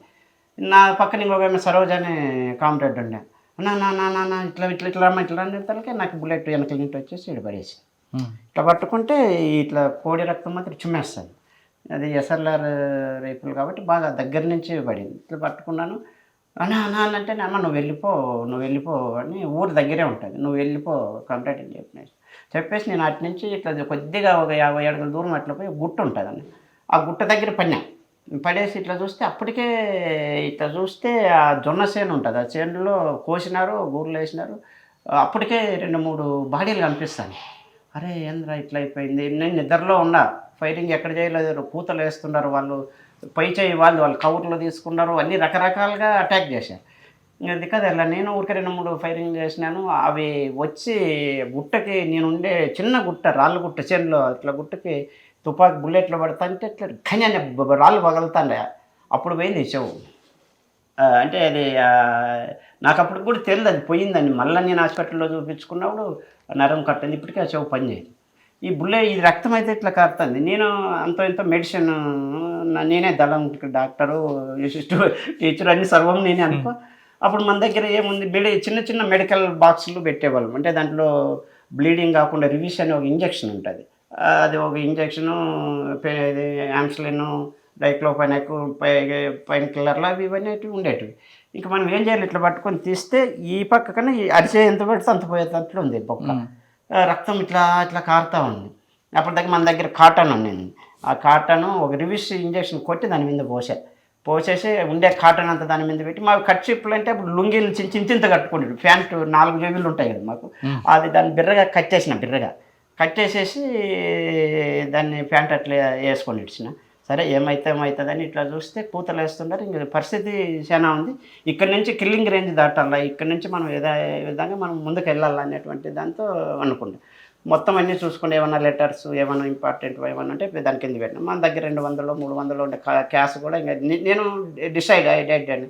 ఈ పొద్దుగానే ఇంకొద్దిసేపు అయినా కూడా నేను చంపేస్తారనేటువంటి దాంతో ఫిక్స్ అయినచ్చి ఏం కావాలో నా దగ్గర ఉండేటువంటిది ఏమీ ఆనవాళ్ళు దొరకకూడదు, వెపన్ అందీయకూడదు, ఇది ఒక్కటే టార్గెట్, ప్రాణం అయితే పోతుంది అనేటువంటి దాంతో ఉండేటివన్నీ కూడా రాయితీ కింద పెట్టి గుట్లో బూడ్చేసినాను. ఈ శనక్కాయ వేరుశనగ వేసేటివి ఇట్లా సాలు ఉంటాయి, ఆ సాలలోకి వెపన్ పెట్టేసిన, మట్టి అంతా కప్పేసిన. ఇంక వెపన్ ఇంకా భూమిపుత్రుడు భూమికి అంతించడం అనేటువంటిది కప్పేసిన. తూటాలు మాలు తీసి గుట్లకి అదొక దగ్గర ఇదొక దగ్గర సెట్లకి వేసేసేసి ఇంకా క్రావెలింగ్స్లో మెల్లిగా పోతూ ఉన్నా. అంతే క్రావెలింగ్ దొప్పుకుంటా ఇవన్నీ అవే గాయాలు పోతుంటే ఆ పక్కన మెట్ల గుంటుకులన్నీ బాస్తూ ఉంటారు. అయ్యాలు అప్పుడే 1 గంట తర్వాత ఇట్లా కనపడొచ్చినారు. అన్నాను ఇట్లా అన్నాను. వాళ్ళు చూసినారు ఆ రక్తము అదంతా చూసి అనేసి వాడు నా దగ్గరికి రాలే, భయపడి వెళ్ళిపోయినాడు. వెళ్ళిపోతే సరే మన ఏరియా కూడా కాదు, మన సంఘాలు ఉన్నటువంటి వాళ్ళు అయితే ధైర్యంగా ఉంటారని అట్లే దొర్లుకుంటా కొంచెం పాక్కుంటా అట్లా వస్తున్నాం. వస్తే ఈ మట్టి కట్టలు వేసి ఉంటారు. ఈ మట్టి కట్టెలలో నుంచి ఇట్లా పైన దిన్న కాడ తగలతానే ఇట్లా ఇట్లా పెరిగి టక్కున పోతున్నాయి. ఆ గుంతలో ఆ పక్క కంపలు ఉన్నాయి అన్నీ, ఆ కంపల్లోకి పడిపోయినాయి. ఆ కంపలన్నీ ఇరుక్కొని ముళ్ళన్నీ ఇరిగి అవి తీసేసుకుంటా అట్లా దోక్కుంటా అట్లా వచ్చేతలకి అప్పుడే ఈమె నాన్ని చూసిన పోయిన సరోజు ఊర్లో చెప్పింది, ఇట్లా రాజారాంకి బుల్లెట్ తగిలింది అని చెప్పినారు. ఎవరు చెప్పారు? నాతో పాటు గోరి దగ్గర ఉంది కదా ఆమె సరోజ అని, ఆమె పోయి ఊర్లో చెప్పింది. ఆడ ఊర్లో అంటే ఆమె బట్టలు ఇడిచేసి పొమ్మన్నా, ఎందుకంటే యూనిఫామ్తో అంటే అట్లా పోయి వాళ్ళ ఊర్లో బట్టలు ఇచ్చినారు. ఆ బట్టలు తీసుకొని పోయి మళ్ళీ టౌన్లో ఎవరో తెలిసిన వాళ్ళకి చెప్పేసి ఇట్లా రాజారాంకి బుల్లెట్ తగిలింది, అది ఇది కొంతమంది చనిపోయినారని చెప్పింది. ఆమె ఎస్కేప్ అయింది. ఊర్లో వాళ్ళు మిద్దెలెక్కి చూస్తుంటారు నన్ను, ఇట్లా ఇలా అలా పిలుస్తుంటారు, రా రా రా రా అని. ఇంకా నేను అట్లే దొక్కుంటా పోతున్నా. నా దారేంటి, నా పక్కనే నేను గుంతల్లో ఉన్నాడు, పక్కనే ఇట్లా పోలీసు వాళ్ళు కూతులు వేసుకుంటూ పోతున్నారు. నేను చూడలే, గమనించుంటే సింగిల్ షాట్ అయిపోయింది అది. వాళ్ళు చూడలే. నేను క్రావెలింగ్స్ అంటే ఆ రోజు మనం నేర్చినటువంటి మిలిటరీ అనేటువంటి ఏదైతే ఉందో ప్రాక్టీస్, అవన్నీ చివరిసారిగా ప్రయోగం చేసినాం. చూద్దాం, పోరాడదాం, ఏముంది, ఒకసారి బతకొచ్చు కదా అనేటువంటి చాలా మనకు పౌరాలు గుట్ట ఎన్కౌంటర్లో అప్పుడు జరిగినటువంటి అవన్నీ మేము క్లాసుల్లో చెప్పేవాళ్ళం. మిలిటెంట్లకు ఇట్లా చూడి చివరి క్షణం వరకు పోరాడినారు అనేటువంటి నా నోటి నుంచి వీళ్ళందరికీ క్లాసులు చెప్పినాం. ఇట్లా చూడే ఆ యొక్క ఇట్లా చేసిన భాగ్య కానీ ఇట్లా అంతా చెప్పుకుంటున్నారు. ఈరోజు నేనెందుకు చేయకూడదు, ప్రయత్నం చేద్దాం, కమ్యూనిస్టులో ఇది చివరి వరకు ఆత్మహత్య కాదు కదా ఇది అనేటువంటిదంతా పోయింది. పోతే కొద్ది దూరం పై నుంచి దాహం వేస్తుంది. చిన్న చెట్టు నా ఇట్లా ఉంటుంది, ఆ చెట్టు కింద అట్లా పడాను. ఇంకా దొరలడము చేత కాలి, అప్పటికే ఎండ విపరీతంగా వచ్చేసింది. అది చిన్న పొద మాదిరి ఉంటుంది, ఆడ ఉంటే ఆ ఊర్లో నుంచి పనికి పోయే వాళ్ళు ఇద్దరు ఆడవాళ్ళు వచ్చినారు. ఇట్లా అక్క అని ఇట్లా పిలిస్తే వాళ్ళు ఇట్లా చూసేసి ఒబ్బో అనేసి వెళ్ళిపోయారు. సరేలే ఇంక మామూలే అనుకున్నాను నేను. అట్లే ఉన్నాను. మరి ఇంకొక ముసలామె ఒక చెంబు తీసుకొని వచ్చేసింది. చెంబుతో ఏదో మామూలుగా బయటికి పోయేటట్టుగా వచ్చేసింది. వచ్చి అక్కడ ఇక్కడ చూసుకుంటా, నాయన చుట్టూరు పోలీసు వాళ్ళు ఉన్నారు నాయన, నీ కోసం అంతా చూస్తున్నారు, తీసుకుపోతారు నాయన, నువ్వు ధైర్యంగా ఉండు నాయన అనేసి చెంబు నా దగ్గర పెట్టింది. దాంట్లో మజ్జిగి ముద్ద అంటే సంగటి కలిపినటువంటిది. ధైర్యంగా తాగినాయన తాగి అట్లే పెట్టుకున్నాను. ఆయన చెంబి నాయన అని. ఎందుకంటే మళ్ళీ చెంబు ఎవరు ఇచ్చినారు ఏమన్నా అడుగుతారు, వాళ్ళ భయం వాళ్ళకు ఉంటుంది కదా. సరే లేవని అది ఎక్కువ తాగలేకపోయినా మజ్జిగ తాగేసి ఇచ్చేసింది. ఇచ్చిన తర్వాత పై నుంచి మళ్ళీ ఇంకొక వికలాంగుడు ఇట్లా బండి ఇట్లా చిన్న దారి ఉంటుంది నేను పడుకోనే దగ్గర. ఆ వికలాంగుడు వచ్చినాడు, అన్న నీ యూనిఫామ్ అదంతా పచ్చగా కనపడొస్తుందన్న, అదంతా ఇడిసేసైనా చెట్టు కింద పెట్టన్నా అని. అరే మంచిదేలే నా, నువ్వు జాగ్రత్త అన్న, 4-5 రోజు చనిపోయినారంట, చుట్టూరు పోలీసులు ఉన్నారు, ఊరు నిండా పోలీసు వాళ్ళు ఉన్నారు, మేము ఎట్లో గట్లా తీసుకుపోతామన్నా. ఆయన వచ్చి నాకు చెప్పి ధైర్యంగా పొయ్యనా నీకోసం వస్తున్నాము, నేను చెప్తాములేనా, నువ్వు ఇంకా కొంత చెట్లలో నువ్వు అన్నారు. అప్పుడు నా యూనిఫామ్ ఇచ్చేసి కింద వేసుకొని ఉత్త డ్రాయర్తో నేను ఉండా. ఆయన ఒక బాటిల్లో నీళ్ళు కూడా పెట్టిపోయినారు. మళ్ళీ వాళ్ళ చేనుకు కంచి కొట్టుకునేట్లు వచ్చేసి ఆవిడ ఈడ వచ్చి కంపు తీసుకొచ్చి నాకు నీడేసిపోయినాయి. నీడ ఇట్లా వేసుకుంటా నా దగ్గర ఒకరి దగ్గర వేస్తే కష్టం అని చెప్పి ఆడింత కంపు కొట్టి ఆడగట్టి అట్లంతా చేసిపోయినారు. నమస్తే నాన్న, మీరు నన్ను బతికున్నన్నాళ్ళు కాపాడుకుండే ప్రయత్నం చేస్తున్నారు అంటే నువ్వేం మాట్లాడదప్పు, మాట్లాడుతున్నట్లుంటే ఇక్కడ ఇబ్బంది అవుతుందని వాళ్ళు మనం ఏదో ఆ స్టేజ్లో రాజకీయాలు చెప్తే వింటారు. వాళ్ళు ఆతృతుంది బ్రహ్మాండంగా. మా ఆర్గనైజేషన్ విలేజ్ కాదు, అది ఒక ఫ్యాక్షన్ విలేజ్. ఆ మాత్రం అంటే సీసీ ఫోటో అవన్నీ కూడా ఆర్ఓసి వాళ్ళు తిరిగి రకరకాల మర్డర్ జరిగినటువంటి విలేజెస్. ఆ మాత్రం సహకారం అందుతుందంటే నేను చాలా గ్రేట్ అనుకున్నాను. అట్లా వాళ్ళు నాకు నీడేశారు. నీడేసిన తర్వాత మళ్ళీ రోజుకి నీళ్ళు తెచ్చిపోయి ఇంక జనాలు అంతా ఇంక బంద్ కూతలు వేస్తున్నారు పోలీసు వాళ్ళు. ఎవరు ఇంక ఒక్కరు లేరు, మిద్దుల నుంచి లేదు. కొంచెం గడ్డవాములు ఉంటాయి, అటు వరకు వస్తే మేము తీసుకుపోతామంటే నాకైతే కదలలేని పరిస్థితి. ఈ కట్టినటువంటిది అంతా ఆ మట్టిలో ఆ రక్తానికి అదంతా వేసి బిర్రగా పట్టగట్టిపోయినట్లు అయిపోయింది. చూసుకుంటేనేమో బ్లీడింగ్ ఆగిపోయింది. ఆ రివీసి ప్రభావమో ఈ మట్టి అదంతా బిర్రగా కట్టి అదేంటి గడ్డగట్టినట్లు అయిపోయింది, బిర్రగా అయిపోయింది. దాని నుంచి నేను దాని గురించి ఏమిటి అట్లే ఉన్నాను. దప్పిక అవుతుంది, నీళ్ళు లేవు, ఏం లేదు, గొంతు ఆరిపోయినట్లు ఉంది. అది తెలియకోకుండా 1 గంట 2 గంటల మధ్యలో మధ్యాహ్నం అది చావా నిద్ర ఏదో తెలియదు నాకు పడిపోయింది. అట్లా ఓ 3-4 గంటలప్పుడు అంటే దాదాపు 5 గంటలప్పుడు కళ్ళ తెరిస్తే మసక దూరంగా చెట్టు కింద మనుషులు కనిపించినారు. అంటే ఊర్లో వాళ్ళంతా గుమ్మికున్నారు అనేసి నేను నాన్న ఇట్లా చెయ్యన్నా చెయ్యంటే అక్కడ ఉండేది ఎవరు పోలీసు వాళ్ళు చూసినా ఎవరు ఆడు చేయి అంటున్నారు చుట్టూ ఏకెళ్ళి ఎస్ఎల్తో అటాక్ చుట్టూ రౌండ్ ఆఫ్ చేసినారు. అంతకుముందే ఇక్కడ ఉన్నటువంటి ప్రజా సంఘాలలో వీళ్ళంతా పోయి ఎస్పీ గారిని ఈ బాడీల నుంచి రాజారాం ఎక్కడ అని అడిగినారు. రాజారాం ఏడున్నారు, దొరికిండేది 4 బాడీలే, రాజారాం ఎక్కడున్నారని వీళ్ళు క్వశ్చన్ అంట. మనకు మళ్ళీ తెలిసిండేది ఏమీ లేదు, రాజారాం ఇక్కడ ఈమెపై చెప్పింది కదా, రాజారాం బుల్లెట్ అయింది, ఆడో మీరు ఇంట్రాగేషన్ చేస్తున్నారు ఆయన అనేటువంటిది వాళ్ళకి కనిపించలేదు కదా, శవాలు కనిపించినాయి, పోయిన వాళ్ళు ఏదో విధంగా వీళ్ళకి సమాచారం ఉంది, రాజారాం అనేవాడు ఎక్కడున్నాడు అనేటువంటిది వాళ్ళు క్వశ్చన్ చేస్తున్నారు. క్వశ్చన్ చేసేటప్పటికి వీళ్ళు లేదు అనేటువంటిది వీళ్ళు చెప్తున్నారు. చూస్తే ఇది కనపడుతుంది ఆడు ఉండాలి ఎవరో అనేటువంటిది అంతా ఇంత పోలీసులు అంటారు, నీ పేరు ఏం పేర్రా అంటున్నారు. నీ పేరు ఏం పేర్రా అంటే నేను నరేంద్ర అంటే రాజారాం అంటే దొరలు అన్నాడు. అట్లా పక్కకి ఇట్లా వాళ్ళకి అనుమానం ఉంది కదా ఏదైనా ఉందా ఏమనేటువంటి వాళ్ళు కన్ఫర్మేషన్ చేసుకోవడం నేను దొరలతే ఏం లేదు, నీ తుపాకీ ఇదిరా అన్నారు. తుపాకీ ఆడే గోరీ దగ్గరే ఉంది, మా దగ్గర ఎక్స్ట్రా కూడా తుపాకీ ఉండింది, ఈ తుపాకీ బూడ్చిండేది చెప్పలే ఏమన్నా ఇప్పటికైనా వాళ్ళు అది అట్లా అది ఆ తుపాకీ రికవర్ అయింది మాకు ఉండేటువంటి దానికి సరిపోయింటుంది కాబట్టి దాన్ని ప్రెజర్ చేయలే. వచ్చినారు అప్పుడు అంజనా సినిమా గారు ఫస్ట్ వచ్చినారు మా జిల్లా ఎస్పీగా, ఆమె లేడీ కూడా అయిందేమో ఎందుకో మరి పొరపాటున అప్పుడు మనల్ని అంటే మీరు తెలుసా ఎవరైనా గుర్తుపట్టారు వాళ్ళు? గుర్తుపట్టినారు రాజారాం అనేది అంటే కన్ఫర్మేషన్. మరి వెంటనే ఏం చేశారు మిమ్మల్ని? అక్కడ విలేకరులు, తహసీల్దారు, ఏపీసీఎల్స్ అంతా ఉన్నారు, మొత్తం చుట్టముట్టినారు. అంబులెన్స్ వచ్చింది, అంబులెన్స్ వచ్చేసి అంబులెన్స్ అప్పటికే నాకు మగదగా ఎక్కడ ఉంది. వాళ్ళు వైద్యం గురించి ఆలోచించారు, చెంపలు కూడా ఎవరెవరు వచ్చింటారా ఏందో ఇంకా వాళ్ళ పని వాళ్ళదే, అంబులెన్స్ వాళ్ళు ఎత్తాలని వాళ్ళు వీళ్ళు చెప్పురా ఎవరెవరు వచ్చినారు వీళ్ళెవడు వాడేవాడు అని అడుగుతాను. నేను అప్పుడు భాస్కర్ అని నాకు బాగా క్లోజ్, భాస్కర్ ఉండేవాడు, భాస్కర్ చనిపోయినాడు కానీ భాస్కర్ చనిపోలేదు, భాస్కర్ జిల్లా మల్లికార్జున ఇట్లా అనుకుంటున్నాను.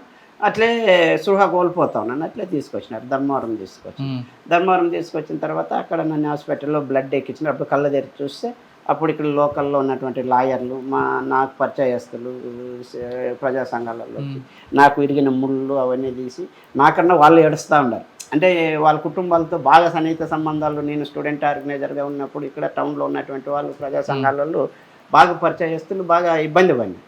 ఎట్లా అదంటే ఇక్కడ కష్టం అనంతపురం తీసుకున్నాను, అక్కడ బ్లడ్ ఎక్కించినారు. అంటే అనంతపురం హాస్పిటల్కి వచ్చాక ఎంతకాలం ఉన్నారు హాస్పిటల్లో? 1 గంట అయింది, రాత్రి 12 గంట. హాస్పిటల్ ట్రీట్మెంట్ తీసుకున్న తర్వాత మీకు అరెస్ట్ చూపించారా? ఇంకా లేదు, మరి అప్పుడు పోలీసు వాళ్ళు కస్టడీలోనే ఉండా నేను. అవును, కోర్టుకు లేదు, వైద్యం కోసము ధర్మవరం నుంచి అనంతపూర్లో 12 గంటలకు ఇక్కడ సూపరింటెండెంట్ వీళ్ళంతా చూసి ఇది నరం కట్ అయింది, ఇక్కడ కష్టము కర్నూలుకు పోవాలనేటువంటిది వాళ్ళు అక్కడ ఉన్నటువంటి సూపరింటెండెంట్ వీళ్ళంతా కూడా కొద్దిగా ఏదో మాట్లాడుకున్నారు. నన్ను మార్చురీ దగ్గరికి తీసుకెళ్లారు. ఆ బాడీలోని ఊదినాయి, అప్పటికే ఉదయం జరిగిన ఎన్కౌంటర్ రాత్రి 1 గంట 2 గంటలప్పుడు సరిగ్గా బాడీలు కూడా గుర్తుపట్టే పరిస్థితుల్లో లేకోకుండా బ్లీడింగ్ పోయి అంతా. నేను ఆ 4 బాడీలు చూసి భాస్కర్ ఎక్కడ అంటే లేదా 4 అంటే భాస్కర్ నేను చూసినాను నా పక్కలో చనిపోయినారు, నేను అదేదో మాట్లాడుతున్నాను.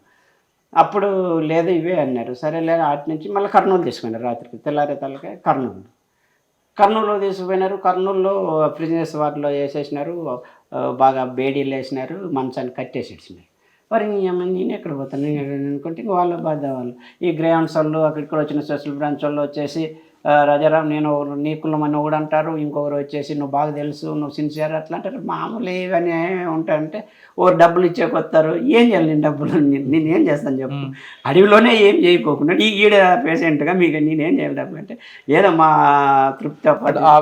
ఎన్ని రోజులు కొనుక్కున్నారా మీరు? 3 నెలలు హాస్పిటల్ ఉన్నారు, తర్వాత 3 నెలల తర్వాత జైలు తర్వాత అడవి. మళ్ళీ అంటే బయటకు వచ్చిన తర్వాత మీరు మళ్ళీ వెళ్ళిపోయారు లోపలికి? వెళ్ళిపోయాను. మరి పోలీస్ అబ్జర్వేషన్ లేదా అప్పుడు? అంత జరిగింది, ఎంత చాలా జరిగింది కదా. జైలు నుంచి బయటకు వచ్చారు, ముషీరాబాద్ జైలు? ఇంకా అది ఇక్కడ అనంతపురం రెడ్డిపల్లి. అంటే కర్నూలు హాస్పిటల్లో వైద్యం అదంతా వికసించి మళ్ళీ ఉస్మానియాకి తీసుకెళ్ళారు. అంటే ప్రిజనర్స్ వార్డులో ఉన్నప్పుడు నేను ఒక 4-5 రోజుల తర్వాత అక్కడ ఉన్న పోలీసు వాళ్ళు అంత బాగా అయినారు. నాకు ఎప్పుడైతే ఇది ఆపరేషన్ చేయకుండా నిర్లక్ష్యం చేస్తున్నా నేను బాగా అవుతుందిలే అని డాక్టర్లు అంతా చెప్పి బాత్రూమ్కి పోవడం, ఇట్లా దొగ్గడం, అది రావడం, రక్తం పైకి చుమ్మడము, ఆ రక్తం అంతా బండ్ల మీద పోవడము, అదంతా చూసి ఇంక నేను ఎదురా అనుకోవడము. మళ్ళీ అక్కడ సిస్టర్స్ ఐస్ గట్ల తెచ్చి కట్టగట్టి బిరగా రావడము, ఆ డాక్టర్లు వచ్చేసి ఇంకేం కాదులే అంత వేస్టేజ్ అంతా పోయింది, ఆపరేషన్ చేస్తామనడం. నేను ధైర్యంగా ఉండడం, మళ్ళా నా పొద్దు దొగ్గడం, మళ్ళా రావడం. ఆ డాక్టర్ పోలీసు వాళ్ళు మేము రక్తం ఇస్తామని పాపం కానిస్టేబుల్స్ అంతకుముందు వాళ్ళ పంచాయతీలు వాళ్ళంతా చెప్పుకునే వాళ్ళు, మనతో బాగా చూసుకున్నటువంటి వాళ్ళు. అంటే ఆ విధంగా ఉస్మానియాకు ట్రీట్మెంట్ తీసుకున్నారు. ఉస్మానియా ఆపరేషన్ అయింది. ఉస్మానియా తర్వాత జైలు పంపించారు, అంతేనా? ఆ జైలు పంపిన బయటకు వస్తారు కదా, బయటకు వచ్చాక మళ్ళీ ఇంటికి రాకుండా మళ్ళీ అడవులోకి ఎందుకు వెళ్ళారు? ఇంటికి వచ్చేదాకా అప్పుడు దళాలంతా ఏదో మీటింగ్లకు వెళ్ళిపోయినాయి. అచ్చా, ఒక్క నిమిషం ఆగండి. మీరు జైల్లోంచి బయటకు వచ్చారు, వచ్చిన తర్వాత ఇంటికి వచ్చారు. కానీ ఇక్కడ అక్క ఇప్పుడు పరిచయం అయింది, ఎవరు ముందు ప్రపోజల్ తీసుకొచ్చారు? నువ్వు చెప్పక్క. నేనే చెప్తా. అంటే ఆవిడ చెప్పండి. నేనే కదా ప్రపోజల్ చేసింది. అసలు అక్కడ మీకు ఎలా పరిచయం? మాకు ఇక్కడ ఉండగానే మహిళా సంఘము, వీళ్ళు ఆర్ఎస్యు అంటే స్టూడెంట్ సంఘాలైనా కూడా మాకు అప్పుడప్పుడు పార్టీలోకి వెళ్ళేవాళ్ళం. అక్కడ వీళ్ళు వచ్చేవాళ్ళు, మేము వెళ్ళేవాళ్ళం. అక్కడ ఎక్కడ మొదటిసారి చూసారు అన్నని? అప్పుడు నేను చిన్నగా ఉన్నప్పుడు, అంటే ఇక్కడ ఉన్నప్పుడు అయితేనా మహిళా సంఘము ఆర్ఎస్ వాళ్ళు గ్రామ క్యాంపెయిన్కి వెళ్ళామని అప్పుడు మహిళా సంఘం వాళ్ళని కూడా పంపించినారు. వెళ్ళినప్పుడు అక్కడ కనిపించినారు అంతే. అక్కడ లీడ్ చేస్తున్నారు మమ్మల్ని అందరినీ. ఇక్కడ ఏ ఊర్లో? ఇక్కడే సనప. అంటే స్టూడెంట్ విద్యార్థులారా గ్రామాలకు తరలండి అనేటువంటి క్యాంపెయిన్ చేస్తాం ప్రతి సమ్మర్లో. సమ్మర్లో చేసేటప్పుడు నేను స్టూడెంట్ ఆర్గనైజేషన్గా అనంతపూర్లో ఉన్నా. అనంతపూర్లో ఉన్నాడు. వీళ్ళు ఆ క్యాంపెయిన్కు అప్పుడప్పుడు విత్ వెపన్తో పోలేరు కదా, వీళ్ళు డప్పు తీసుకొని పోతుంటారు. నేను ప్రొటెక్షన్గా పోయేవాడిని. అంటే ఈమె వీళ్ళు కుటుంబము, వీళ్ళు విప్లవ కుటుంబము, వీళ్ళ ఇంట్లో మహిళా కామ్రేడ్స్ 2 వచ్చినారు, వీళ్ళు పిన్నమ్మళ్ళు 2 యూజుకి వచ్చినారు. వీళ్ళది ఒక విప్లవ కుటుంబం. మాకేమొచ్చినా కూడా బట్టా మల్లయ్య గారు అంటే ఒక పెద్ద ఆయన, భూ పోరాటాలకు సారథి ఉరుకొండ ఏరియాలో. కానీ ఇదంతా వీరి కుటుంబంతో అంత బాగా సన్నిహితంగా ఉండేటువంటిది. పార్టీ మొత్తం అంతా వీళ్ళు ఇళ్ళని ఆఫీస్గా చూసుకునే వాళ్ళు. వీళ్ళు కూడా పిండి వంటలు అన్నీ ఎక్కడ మీటింగ్లకు పోయినా వీళ్ళ తాత కజ్జికాయలు ఇవన్నీ. మేము ధన్బాద్కి ఒకసారి పోతే మొత్తం వీళ్ళమ్మతో సహా, వీళ్ళమ్మ కూడా, వీళ్ళవ్వ అంతా కూడా గద్దర్ మీటింగ్ ధన్బాద్లో ఉంది, బొకారోలో దిగిపోయి, ధన్బాద్ అని బీహార్, దానికి పోయినప్పుడు కూడా అన్నీ పోయి రైల్వే స్టేషన్లో కల్లా అట్లా పడుకోవడాలు. ఈ కుటుంబం రిలేషన్ అనేది వచ్చేసింది. ఈమె 89లో మాకు ఇంకా నిర్బంధం ఉన్నప్పుడు, నేను స్టూడెంట్ ఫీల్డ్ కూడా 89లో ఏఆర్ఎస్ఎఫ్ సభలు అన్నీ జరిగినాయి. అంటే 89 డిసెంబర్ 6, 7, 8 అని అక్కడ జరిగినాయి. అప్పుడు గద్దరు యూజీలో ఉన్నాడు. గద్దరు కూతురు వచ్చింది ఆ రోజు వెన్నెల మీటింగ్. మొన్న వర్ధన్ సభలో కూడా ఆమె గురించి చెప్పా. అప్పుడు కూడా ఈమె ఇప్పుడు చూడడము, అప్పుడు మళ్ళీ గద్దరు యూనివర్సిటీకి వచ్చినప్పుడు ఇట్లా మహిళా సంఘాల్లో వచ్చింది. అంటే ఈమె చూస్తేనే పెళ్ళి అనేది కాదు, కానీ ఈమె ఆర్గనైజేషన్లో వచ్చేసింది. ఈమె డిగ్రీ చేసుకుంటూ ఆర్గనైజేషన్లో వచ్చిన తర్వాత, గ్రామాల్లో క్యాంపెయిన్లో వచ్చిన తర్వాత ఒకరికొకరు సినిమాల్లో అట్లా I love you to you అని ఇట్లాంటివి ఏమి లేవండి. అంటే ఇట్లాంటివి ఏమి లేవు. ఇష్టం, నేను ఆర్గనైజరు, ఇష్టం. మాకన్నా ముందు ఆయనకు పెళ్ళి అయింది, నెక్స్ట్ నీ పెళ్ళి ఎప్పుడు అని మా జిల్లా కమిటీ వాళ్ళు అడిగారు. మీరే చేయండి అన్న, నీకు ఎవరికన్నా ఇష్టం, నాకు ఇష్టమే కానీ ఆమెకి ఇష్టమో లేదని నేను ప్రపోజల్ చేశాను. నేను ఏం చేశాను, పద్మ అంటే నేను చేసుకోవాలనుకున్నాను అన్న. ఆమెకి ఇష్టమా అన్నారు. ఆమెకి ఇష్టం అంటే నేను అడుగుతాను ఆమెను పోయి, మీరు అడగలలా అన్న. అంటే రే ఇది అంటే వన్ సైడ్ లవ్వా అన్నారు. అంటే జిల్లా సెక్రటరీను రాష్ట్ర కమిటీ నాయకుడు వీళ్ళు చిన్న ఆయన దగ్గరే పెట్టిన, ఆయన ఈమె కన్నా నాకు సన్నిహితం. అంటే వాళ్ళు సరేలే అనేసి మాది ఆర్ఎస్ కాన్ఫరెన్స్ అయిపోయిన తర్వాత 97లో ఈమెని పిలిపించినారు. పిలిపించేసి డిసెంబర్లో పిలిపించేసి, ఏమ్మా నువ్వు పెళ్లి చేసుకో అంటే, వద్దు నాకు పెళ్ళే వద్దు, నేను ఇప్పుడే చేసుకుని, నాకు ఆ ఆలోచనే లేదని. మరి నువ్వేమనుకోవద్దు, ఏరే వాళ్ళు ప్రపోజల్స్ పెట్టినారు నువ్వు అని అన్నారు. ఎవరు అన్నారంటే, అట్లా రాజారాం పెట్టినారు అంటే, నేను ఆలోచిస్తానని ఒక రోజు అన్న టైం తీసుకొని మళ్ళీ రోజు లెటర్ పడాసి పంపించి, నాకు ఇష్టమేనో పెళ్ళి ఒక రోజుకే ఇవి లేదా సంథింగ్. అంటే నిజంగా అయితే మేము ఎప్పుడు ఆలోచన ఒకరి పట్ల ఒకరికి ఏదైనా ఉండొచ్చు, కానీ ఎక్కడ మేము పార్టీ చేసిన పెళ్ళే, దాంట్లో 100% ఉండేవాళ్ళు. మా పెళ్ళి అంటే ఇంకా అట్లా జరిగింది. ఈ మహిళా సంఘాల్లోనూ నేను యూజీలోనూ అట్లున్నాం. ఎన్కౌంటర్ జరిగింది, పెళ్ళి క్యాన్సిల్ అయింది. తర్వాత బయటకు వచ్చిన తర్వాత శేషాచలం అడవుల్లో అయితే ఘనంగా, అంటే పెళ్ళి అంటే మొత్తం రాయలసీమ దళాలన్నీ కలిసి చేసిన పెళ్ళి అంటే మాదే. శేషాచలం అడవిలో, ఇక్కడ బాకరావుపేట దగ్గర, ఈ ఓబులవారి ఉంది కదా, ఇప్పుడు రాజంపేట నుంచి లోనికి పోతాం, గూడూరు రోడ్డు, అక్కడి నుంచి గూడూరు రోడ్డు కాదు, రైల్వే కోడ్ రోడ్డు కదా. రైల్వే కోడ్ నుంచి బెస్తవారిపేట అని ఒకటి వస్తుంది. ఆహా. టోల్వారిపేట లోపల ఒక మామిడి చెట్టు, అది ఎందుకో ఆ రోజే వర్షం రావడం, పాగడి అంతా పచ్చగేయడం, పందిరి పడ్డం. అంటే పోలీసులు ఎవరు లేరా? మా దళాలు పోలీసు వాళ్ళకి అప్పుడు ఇంత లేదు, ఇంత లేదు, ఇంత లేదు. అంటే కుంబింగ్లు అయితే ఉండేటివే. అంటే ఆనాటి పరిస్థితులు మాకు అనుకూలించినాయి. 2000 జైలు నుంచి నేను 21లో వచ్చినాను. 22లో మే 21 పెళ్ళి. అవునండి, జైలు నుంచి బయటకు వచ్చారు, అనంతపురం జైలు నుంచి. మీ మీద అబ్జర్వేషన్ లేదా? మీరు తిరిగి మళ్ళీ యూజీలోకి వెళ్ళారు? అబ్జర్వేషన్ ఉంది. నాకు కండిషన్ బయలు ఇచ్చినారు. ఓ రోజు సంతకం ఉరుకొండలో పెట్టాలా, కళ్యాణదుర్గం పెట్టాలా, ధర్మవరం పెట్టాలా, గుత్తిలో పెట్టాలి, ఇవన్నీ ఉండేటివి. రోజు సంతకాలు పెట్టి పోయితే అంటే దళాలు లేవు. నేను మా అన్న ఆర్డిటీలో పనిచేస్తాను. నేను కొందిట్లో ఆడ ఉంటే పడుకొని ఉంటే పోలీసులు వచ్చి పట్టుకొచ్చారు. ఏమంటే నేను ఎక్కడ పోయినా అంటే, లేదు నీ ఫోటో కావాలి. నా ఫోటోలు పేపర్లోనే వచ్చినాయి. మళ్ళీ నా ఫోటో. రెండోసారి ఎక్కడ వెళ్ళారు మీరు? రెండోసారి అజ్ఞాతంలో ఎక్కడికి వెళ్ళారు? ఎవరు మీకు ఇప్పుడు బాధ్యులు? అంటే మా పార్టీ కాంటాక్ట్లు ఉంటాయి కదా, వస్తేనే పిలిపించినారు. ఎట్లా నువ్వు ఏడన్నా ఇప్పుడు కాలు బాగలేదు కదా, నువ్వు 2 నెలలు వైద్యం చూపించుకో అన్నారు. వైద్యం చూసుకుంటే నాకు తెలిసిన వాళ్ళు ఫ్రెండ్స్తో చెన్నైకి పోయినా. ఇంకా గాయం పచ్చి గాయం ఉంది. చెన్నైకి పోతే అక్కడ వేరే వాళ్ళ ఇంట్లో ఉందా. అక్కడ ఉన్న తర్వాత నాకు దళం కాంటాక్ట్ వచ్చింది. అంటే అక్కడ మీరు ఉన్నప్పుడు మీ కవరింగ్ ఏంటి? జస్ట్ ఫ్రెండ్గా పోయినా. అక్కడ బ్యాచులర్ రూమ్లో ఉండా. అక్కడ నుంచి నేను మదనపల్లి నుంచి వస్తే ఇక్కడ కాంటాక్ట్ మిస్ అయితే మళ్ళీ రిటర్న్ పోయినా. రిటర్న్ పోతే అక్కడ సిటీ ట్రైన్స్ ఉంటాయి. అన్నా యూనివర్సిటీ కాడ దిగాల అని నాకు స్టేషన్లు సరిగ్గా గుర్తురాక, అన్నా యూనివర్సిటీ స్టేజ్ వచ్చిందని తెలుగులో అడిగా.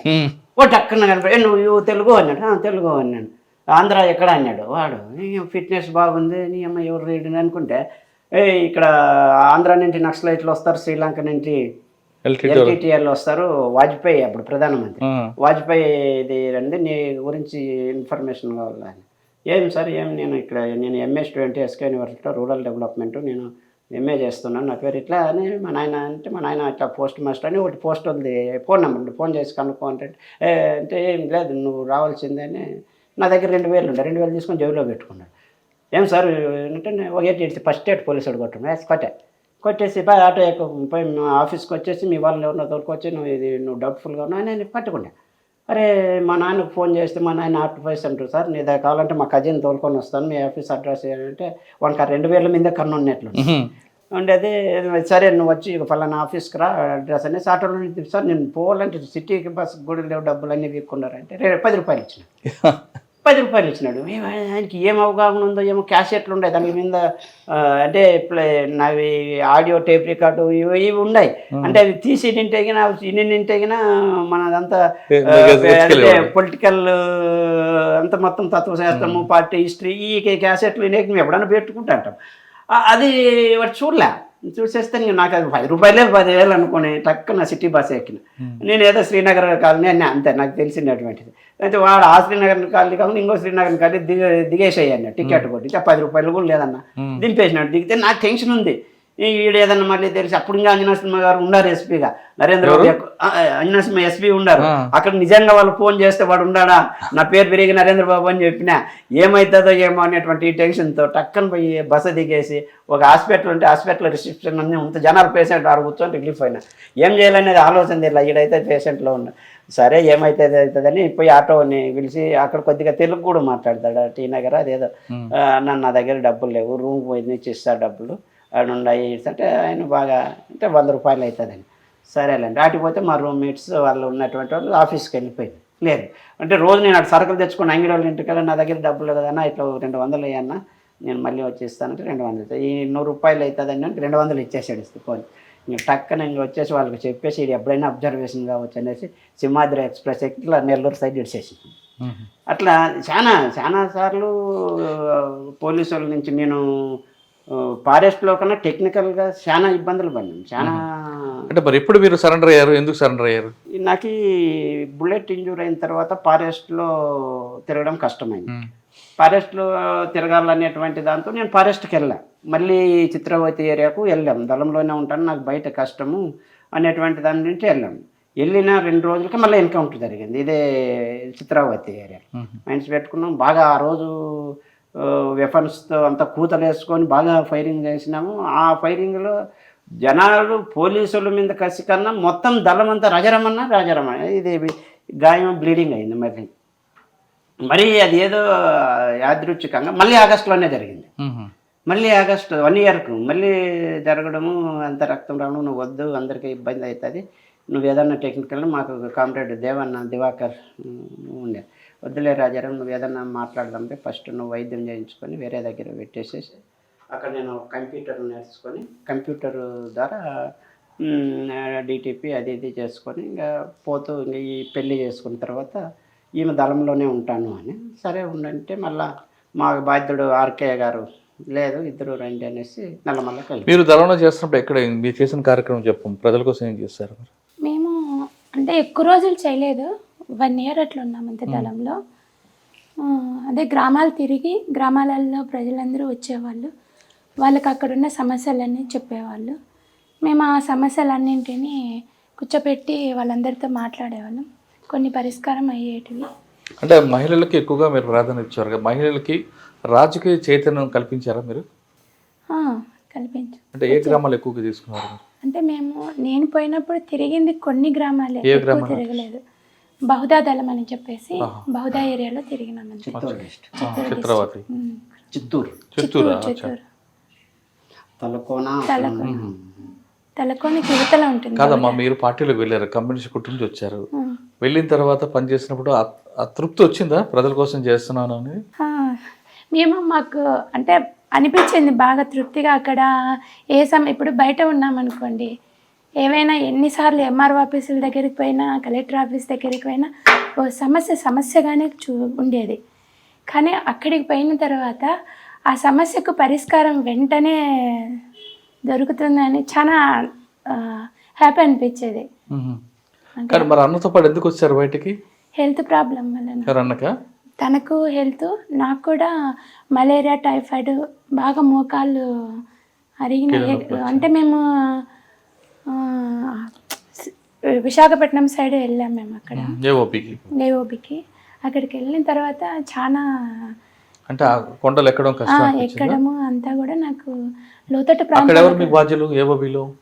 బీకే బాలకృష్ణ అని అమరుడైనారు.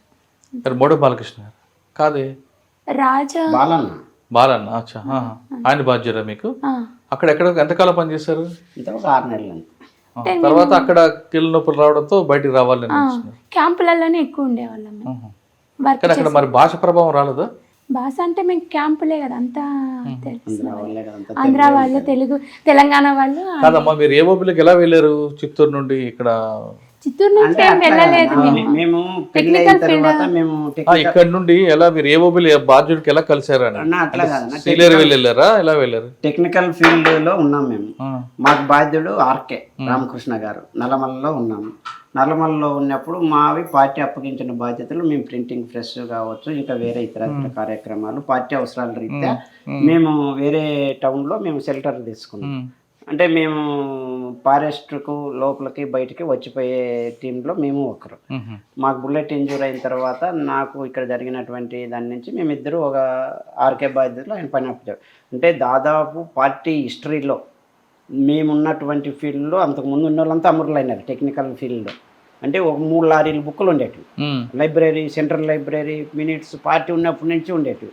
మాకు బాధ్యత దాంట్లో మంచి మంచి నాయకులు. ఎక్కడ పెట్టారు బుక్స్ అని? 3 లారీ బుక్స్ విజయవాడలో ఉన్నప్పుడు ఒక డెన్న తీసుకున్నాం. అంటే పోలీసు వాళ్ళు తెలియకోకుండా ఒక ఐస్ ఫ్యాక్టరీ, పెద్ద ఫ్యాక్టరీ తీసుకొని అక్కడ మొత్తం బుక్స్ అని మాకున్న బాధ్యత తీసుకున్నాడు. మాకు అప్పు చెప్పినాడు, అరే ఇవన్నీ ఏం చేస్తావు ఎట్లా అన్నాను. నేను డిస్కషన్ చేసిన రాష్ట్ర కమిటీలో. మాకు పటేల్ సుధాకర్ రెడ్డి అని అన్నాడు కదా, అన్న అంతా మాట్లాడేసి ఏం చేస్తారంటే, అన్న నేను ఒకటి చెప్తాను, నేను ఆల్రెడీ కంప్యూటరు స్కానర్లు తీసుకుంటా, ఓ 3 స్కానర్లు తీసుకుంటా, ఒక సిస్టమ్ తీసుకుంటా, మొత్తం స్కాన్ చేస్తా, మొత్తం సీడీలు ఇస్తా.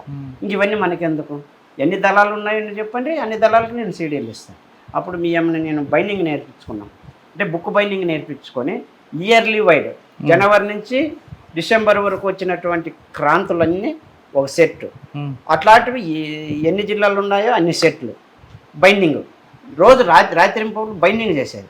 బైండింగ్ చేసి క్రాంతులన్నీ ఒకటి, జంగులో ఒక పక్క, ఇట్లా బుక్కులన్నీ మనకి హిస్టరీ కావాలంటే దళాల్లో మనం పెట్టుకున్నాం. ఆ జిల్లా బాధ్యులకు అందజేస్తాం. అవును, ఆ విధంగా చేసిన తర్వాత అసలు ఒరిజినల్ మెటీరియల్ ఏం చేశారు? కాల్ చేసినాం. అవసరం లేదు కదన్నా. ఫస్ట్ నేను నాకు తెలియనితనంతో ఏం చేసినానంటే ఢిల్లీకో ఏదో తప్పుడు అడ్రస్ పెట్టి ట్రాన్స్పోర్ట్ చేసిన, అది మళ్ళీ రిటర్న్ వచ్చింది.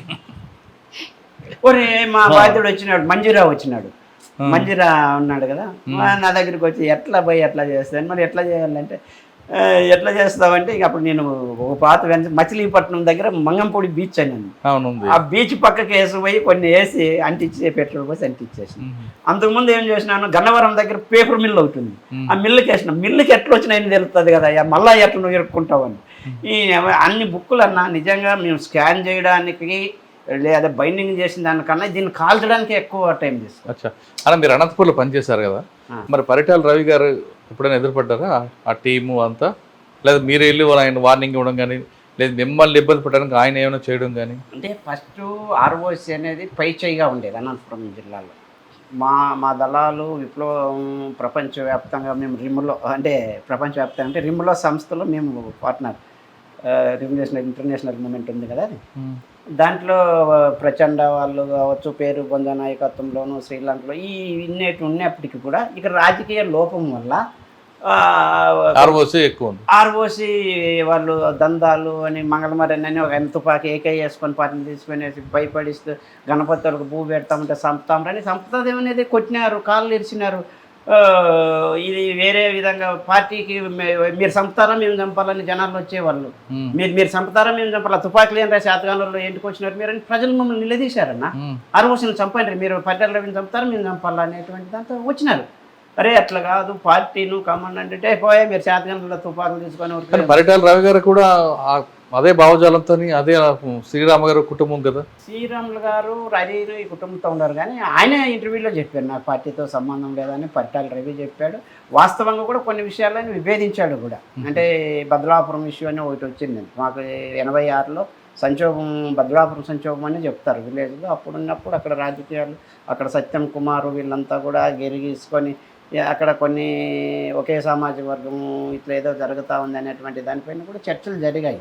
అయినప్పటికీ కూడా ఆయన వచ్చిన తర్వాత ఆయన కుటుంబం అమరవీరుల కుటుంబం అని ఆయనకి ఆర్థికంగా చేయాలని ఆ క్వారీలు ఇవ్వడము, రకరకంగా డెవలప్మెంట్ చేయాలన్నటువంటి అక్కడ కొంతమంది ఆర్కేడ్లు వీళ్ళు చేసి ఎన్నో కుటుంబాలు అమరులైనా ఆ కుటుంబాన్ని కొంత ప్రోత్సాహంగానే తీసుకొచ్చారు. కానీ ఆయన అప్పట్లో ప్రచారం ఏంటంటే పార్టీ పరిటాల రావు గారికి వాళ్ళ బెదిరింపు భయపడి పనిచేసిందని ఉంది. పార్టీనా? పార్టీ భయపడలేదు, కానీ ప్రజల గురించి ఆలోచించాం. పార్టీ ఎందుకు భయపడుతుంది చెప్పు, పార్టీ ఏమిటి భయపడుతుంది ఒక్క విషయం చెప్పండి. మేము పోలీసులుగా భయపడలే, ఎన్కౌంటర్లుగా భయపడాలి, పార్టీకి వస్తేనే చంపుతారు అనేటువంటి తెలిసి వచ్చిన, మీటింగులకు పోతేనే కేసులు పెడతారని చెప్పి కూడా మిలిటెంట్. మరి ఏ విధంగా పార్టీ భయపడే? పోలీసులు చంపడం కన్నా చాలా క్రూరంగా ఉంటుంది పరిటాల రవి ట్రీట్మెంట్. పరిటాల రవి ఎవరిని చంపాడు? పీపుల్స్ వారిని చంపుతారని భయంతో ఉండదు. అదే ఇంపార్టెంట్. పరిటాల రవి కుటుంబము గతాన్ని చూసి భయపడింది. ఇది ఈ పరిటాల రవిని ఏమన్నా చేస్తే ఒక విప్లవకారులు కుటుంబాన్ని చంపినారు అనేటువంటి కుహనా మేధావులు ప్రచారం చేస్తారే అనేటువంటి దాంతో భయపడింది. భయం తప్ప, అంటే సిద్ధాంతపరంగా అజా ఈ కుటుంబంలో ఇద్దరు నష్టపోయినారు ఇది అనేటువంటిది ఇప్పుడు ప్రజలు ఇప్పుడు ఎవరన్నా కానీ ఇప్పుడు రాజకీయ, నేను కూడా వైఎస్ఆర్సీపీలో జోనల్ ఇన్ఛార్జిగా ఉన్నా రైతు విభాగంలో, అట్లని చెప్పేసి దోపిడీ చేసుకుంటూ పోం కదా. పరిటాల రవి అనే ఆయన 1000 కోట్లు సంపాదించి ఎవరికి ఇచ్చినాడు అనేటువంటిది క్వశ్చన్ వేసినారు కదా. ఆ రోజు కరపత్రాలు పంచినారు కదా పార్టీ, నీ కుటుంబము నీ అనేటువంటి చెప్పారు కదా. ఆయన శ్రీరాములు సినిమా చూస్తుంటే చెట్ల నరికి అలా ఆస్తులు నష్టం చేసి కబడ్దార్ అని చెప్పారు కదా. తర్వాత ఆయన గద్దరు వరవరరావు వాళ్ళ దగ్గర పోయి ఏడ్చో పార్టీకి క్షమాపణలు చెప్పుకొని ఓకే అని అయిపోయినారు. ఎప్పుడు మంగళమారిని చంపిన తర్వాత రియాక్షన్ మొదలైన తర్వాత వీళ్ళు తోకలు ముడిచినారు. లేకపోతే సిద్ధాంతంలో పాల భూపెట్టొద్దు పార్టీ అంటే మేమనేటువంటిది ఒక మాఫియా మధ్య తయారైంది కదా. నిజంగా మేము నక్సలైట్లు ఈ సిద్ధాంతాల కోసం చేస్తున్నామని తెలుసుకోవడానికి కొన్ని సంవత్సరాలు పట్టిందండి. నక్సలైట్లు అంటే మాఫియా, ఎవడు నక్సలైటు ఎవడు ఒరిజినల్లో ఎవరు డూప్లికేటో జనాలకు జిల్లాలో నా కొడుకులు నాశనం అయితే పదం ఎట్లున్నా అట్లా అనుకునే పరిస్థితి తెచ్చింది ఎవరు? సిద్ధాంతాలు ఈ ప్రజల కోసము. ఇవి ఈరోజు నిజంగా రవి కూడా నక్సలైటే అనుకున్నాం. ఇప్పుడున్నటువంటి నీ ఆస్తులు, నీతో బతికినటువంటి వాళ్ళు, వాళ్ళది నీ స్థాయి ఏమి, నీ సమానత్వం ఏంది, నీ సిద్ధాంతం ఏది? అవును, పార్టీ నుంచి బయటకు వచ్చారు, అరెస్ట్ అయ్యారు, సరెండర్ అయ్యారు, అంతే కదా. ఆరోగ్యం రీత్యా తర్వాత చాలా మంది సరెండర్ అయిన వాళ్ళందరూ కూడా సెపరేట్ దందాలు చేసుకుంటూ ఉంటారు. కానీ మీరేంటి ధరణి అనే ఒక సంస్థ పెట్టి మాజీలందరికీ ఒక గ్రూప్గా ఒక సంఘాన్ని తీసుకొచ్చి వాళ్ళ ఆర్థికంగా బాగోవడానికి ఒక కార్యక్రమం చేపట్టారు. దీని వెనక ఏమైనా రాజకీయ కోణం ఉందా? ఉంది. రాజకీయ కోణం అంటే ఏమంటే, నేను పెనుగొండకు వాయిదాలకు పోయాను. పెనుగొండకు వాయిదాలు పోయినప్పుడు నాతో మా పేరూరు ఎక్సైజ్ పోలీస్ పేర్చిన దాంట్లో 70 మంది నిందితులం.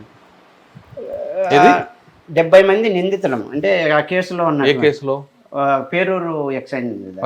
పెనుగొండకు అంతా పోయినప్పుడు అక్కడ ఉన్నటువంటి మిలిటెంట్లు నాతో పాటు ఎక్కువ కాలం కలిసి ఉన్న వాళ్ళంతా కూడా, అన్న కేసులేమో మీకే ఉన్నాయి మాకే ఉన్నాయి, మీకేం డివార్డ్ పైన కాసులు వచ్చినాయి, మా పరిస్థితి ఏమన్నా ఈరోజు పార్టీ లేదు ఏం లేదు, మీరంతా చెప్పి మేము పెట్టిన అన్నం తిని మీరు మా రాజకీయాలు చెప్పేసి మీరేం ఈరోజు భూములు తీసుకుంటున్నారు, అవసైట్లు తీసుకుని మా పరిస్థితి ఏమి అన్నారు. ఎట్లా చేస్తాం చెప్పండి అంటే, ఏదన్నా మా కేసులు లేకుండా ఒకటి చేస్తే చదువు లేవు, దళాలు లేవు, పార్టీ లేదు కదా, కేసులు రాకోకుండా చేయాలి. రే ఎట్లని ఇక్కడ ఉన్నటువంటిది ఇప్పుడు కేసులు లేకుండా చేయాలంటే మిగతా పార్టీల మధ్య ధర్నాలు లేకపోతే నక్సలైట్ల డిమాండ్లు అంటే ఇవి ఉంటుందా? మరి ఏం చేయాలంటే ఇక్కడ ఉన్నటువంటి పోలీస్ ఆఫీసర్లు మీరు సీఎం దగ్గరికి పోండి, మాకేం సంబంధించి సీఎం దగ్గరికి ఎట్లా పోవాలి? అప్పుడు ఎస్పీగా పనిచేసినటువంటి స్టీఫెన్ రవీంద్ర సార్ అక్కడ ఉన్నాడు. అంటే నన్ను ఆయన ఈ అనంతపురం జిల్లాలో ఉన్న స్టీఫెన్ రవీంద్ర సార్ అంటే అందరికీ తెలుసు. మొత్తం అధికార పార్టీలోనే కొంతమందిని అందరిని పిలిచి చీల్ చెండాలు ఇచ్చినాడు, బూట్లతో కొట్టినాడు, అంత జగమెరిగిన సత్యం. అందరినీ పిలిపించి నువ్వు ఇట్లా బతుకు ఇట్లా అనేటువంటిది అంతా హెచ్చరికలు చేసినాడు అధికార పార్టీలో ఉండే వాళ్ళని. అట్లా మాజీ నక్సలైట్ల ద్వారా నన్ను పిలిచినాడు. అక్కడ సిఐ ఉండేవారు. ఆయన ఏం సార్ మీరు ఇంట్రాగేషన్ చేయలేదని ఆయన్ని పిలిచినారా అంటే నేను ఎంత వీరుడు ఒప్పుకోవడం చెప్పలేను కానీ నాకు కూడా భయం అయింది. ఒకసారి ఇంతవరకు పోలీసులు మీకు వార్నింగ్ ఇచ్చారా? పిలిపించవద్దు అదే చెప్తాను. పిలిపిస్తున్నారు, ఎందుకైనా పోతే ఏమో పోసామే అన్నారు. సో ఇట్లా పోయి ఇట్లా చేతులు కట్టుకున్నాను, నేను తప్పదు కదా మరి. ఇట్లా కట్టుకుంటే ఆయన ఇట్లా చూసి ఇట్లా అన్నాడు అంతే.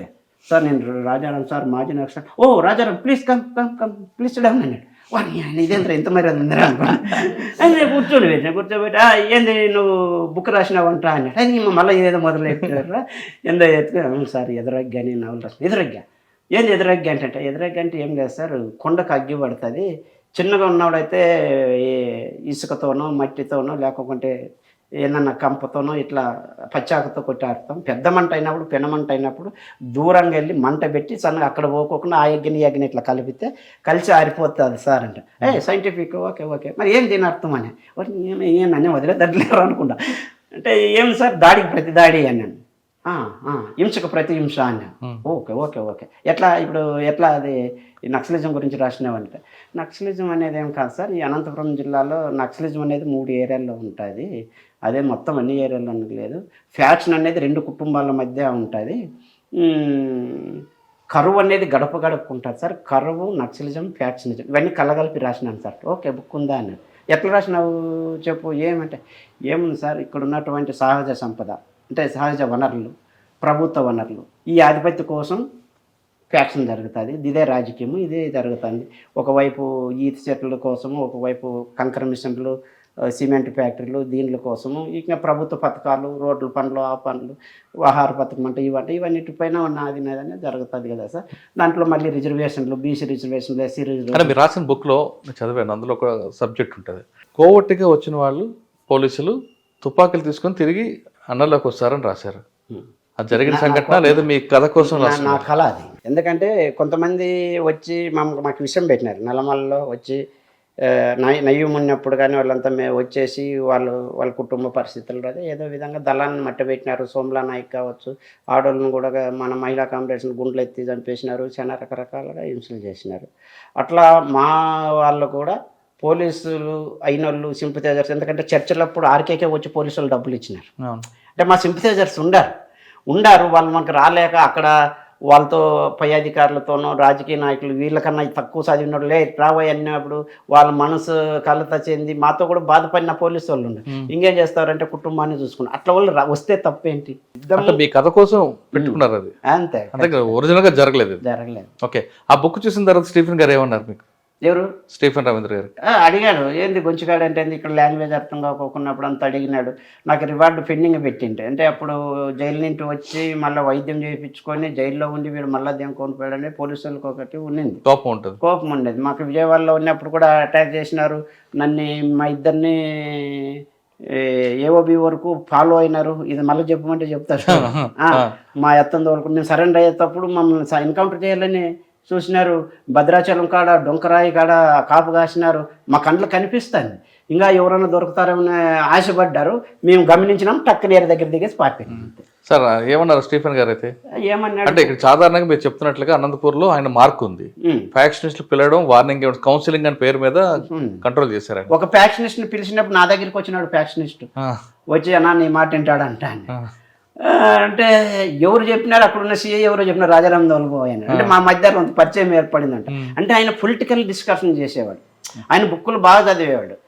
ఆ బుక్ చదువుతున్నట్టు నీ దగ్గర ఏమేమి ఉన్నాయి, ఏవేవరంటే సింగమనే నారాయణ అన్న రాసిన పుస్తకాలు అన్నీ చెప్పిన. కానీ ఆయన టైంలోనే ధర్మవరంలో చంద్రమౌళి ఎన్కౌంటర్ అవుతుంది.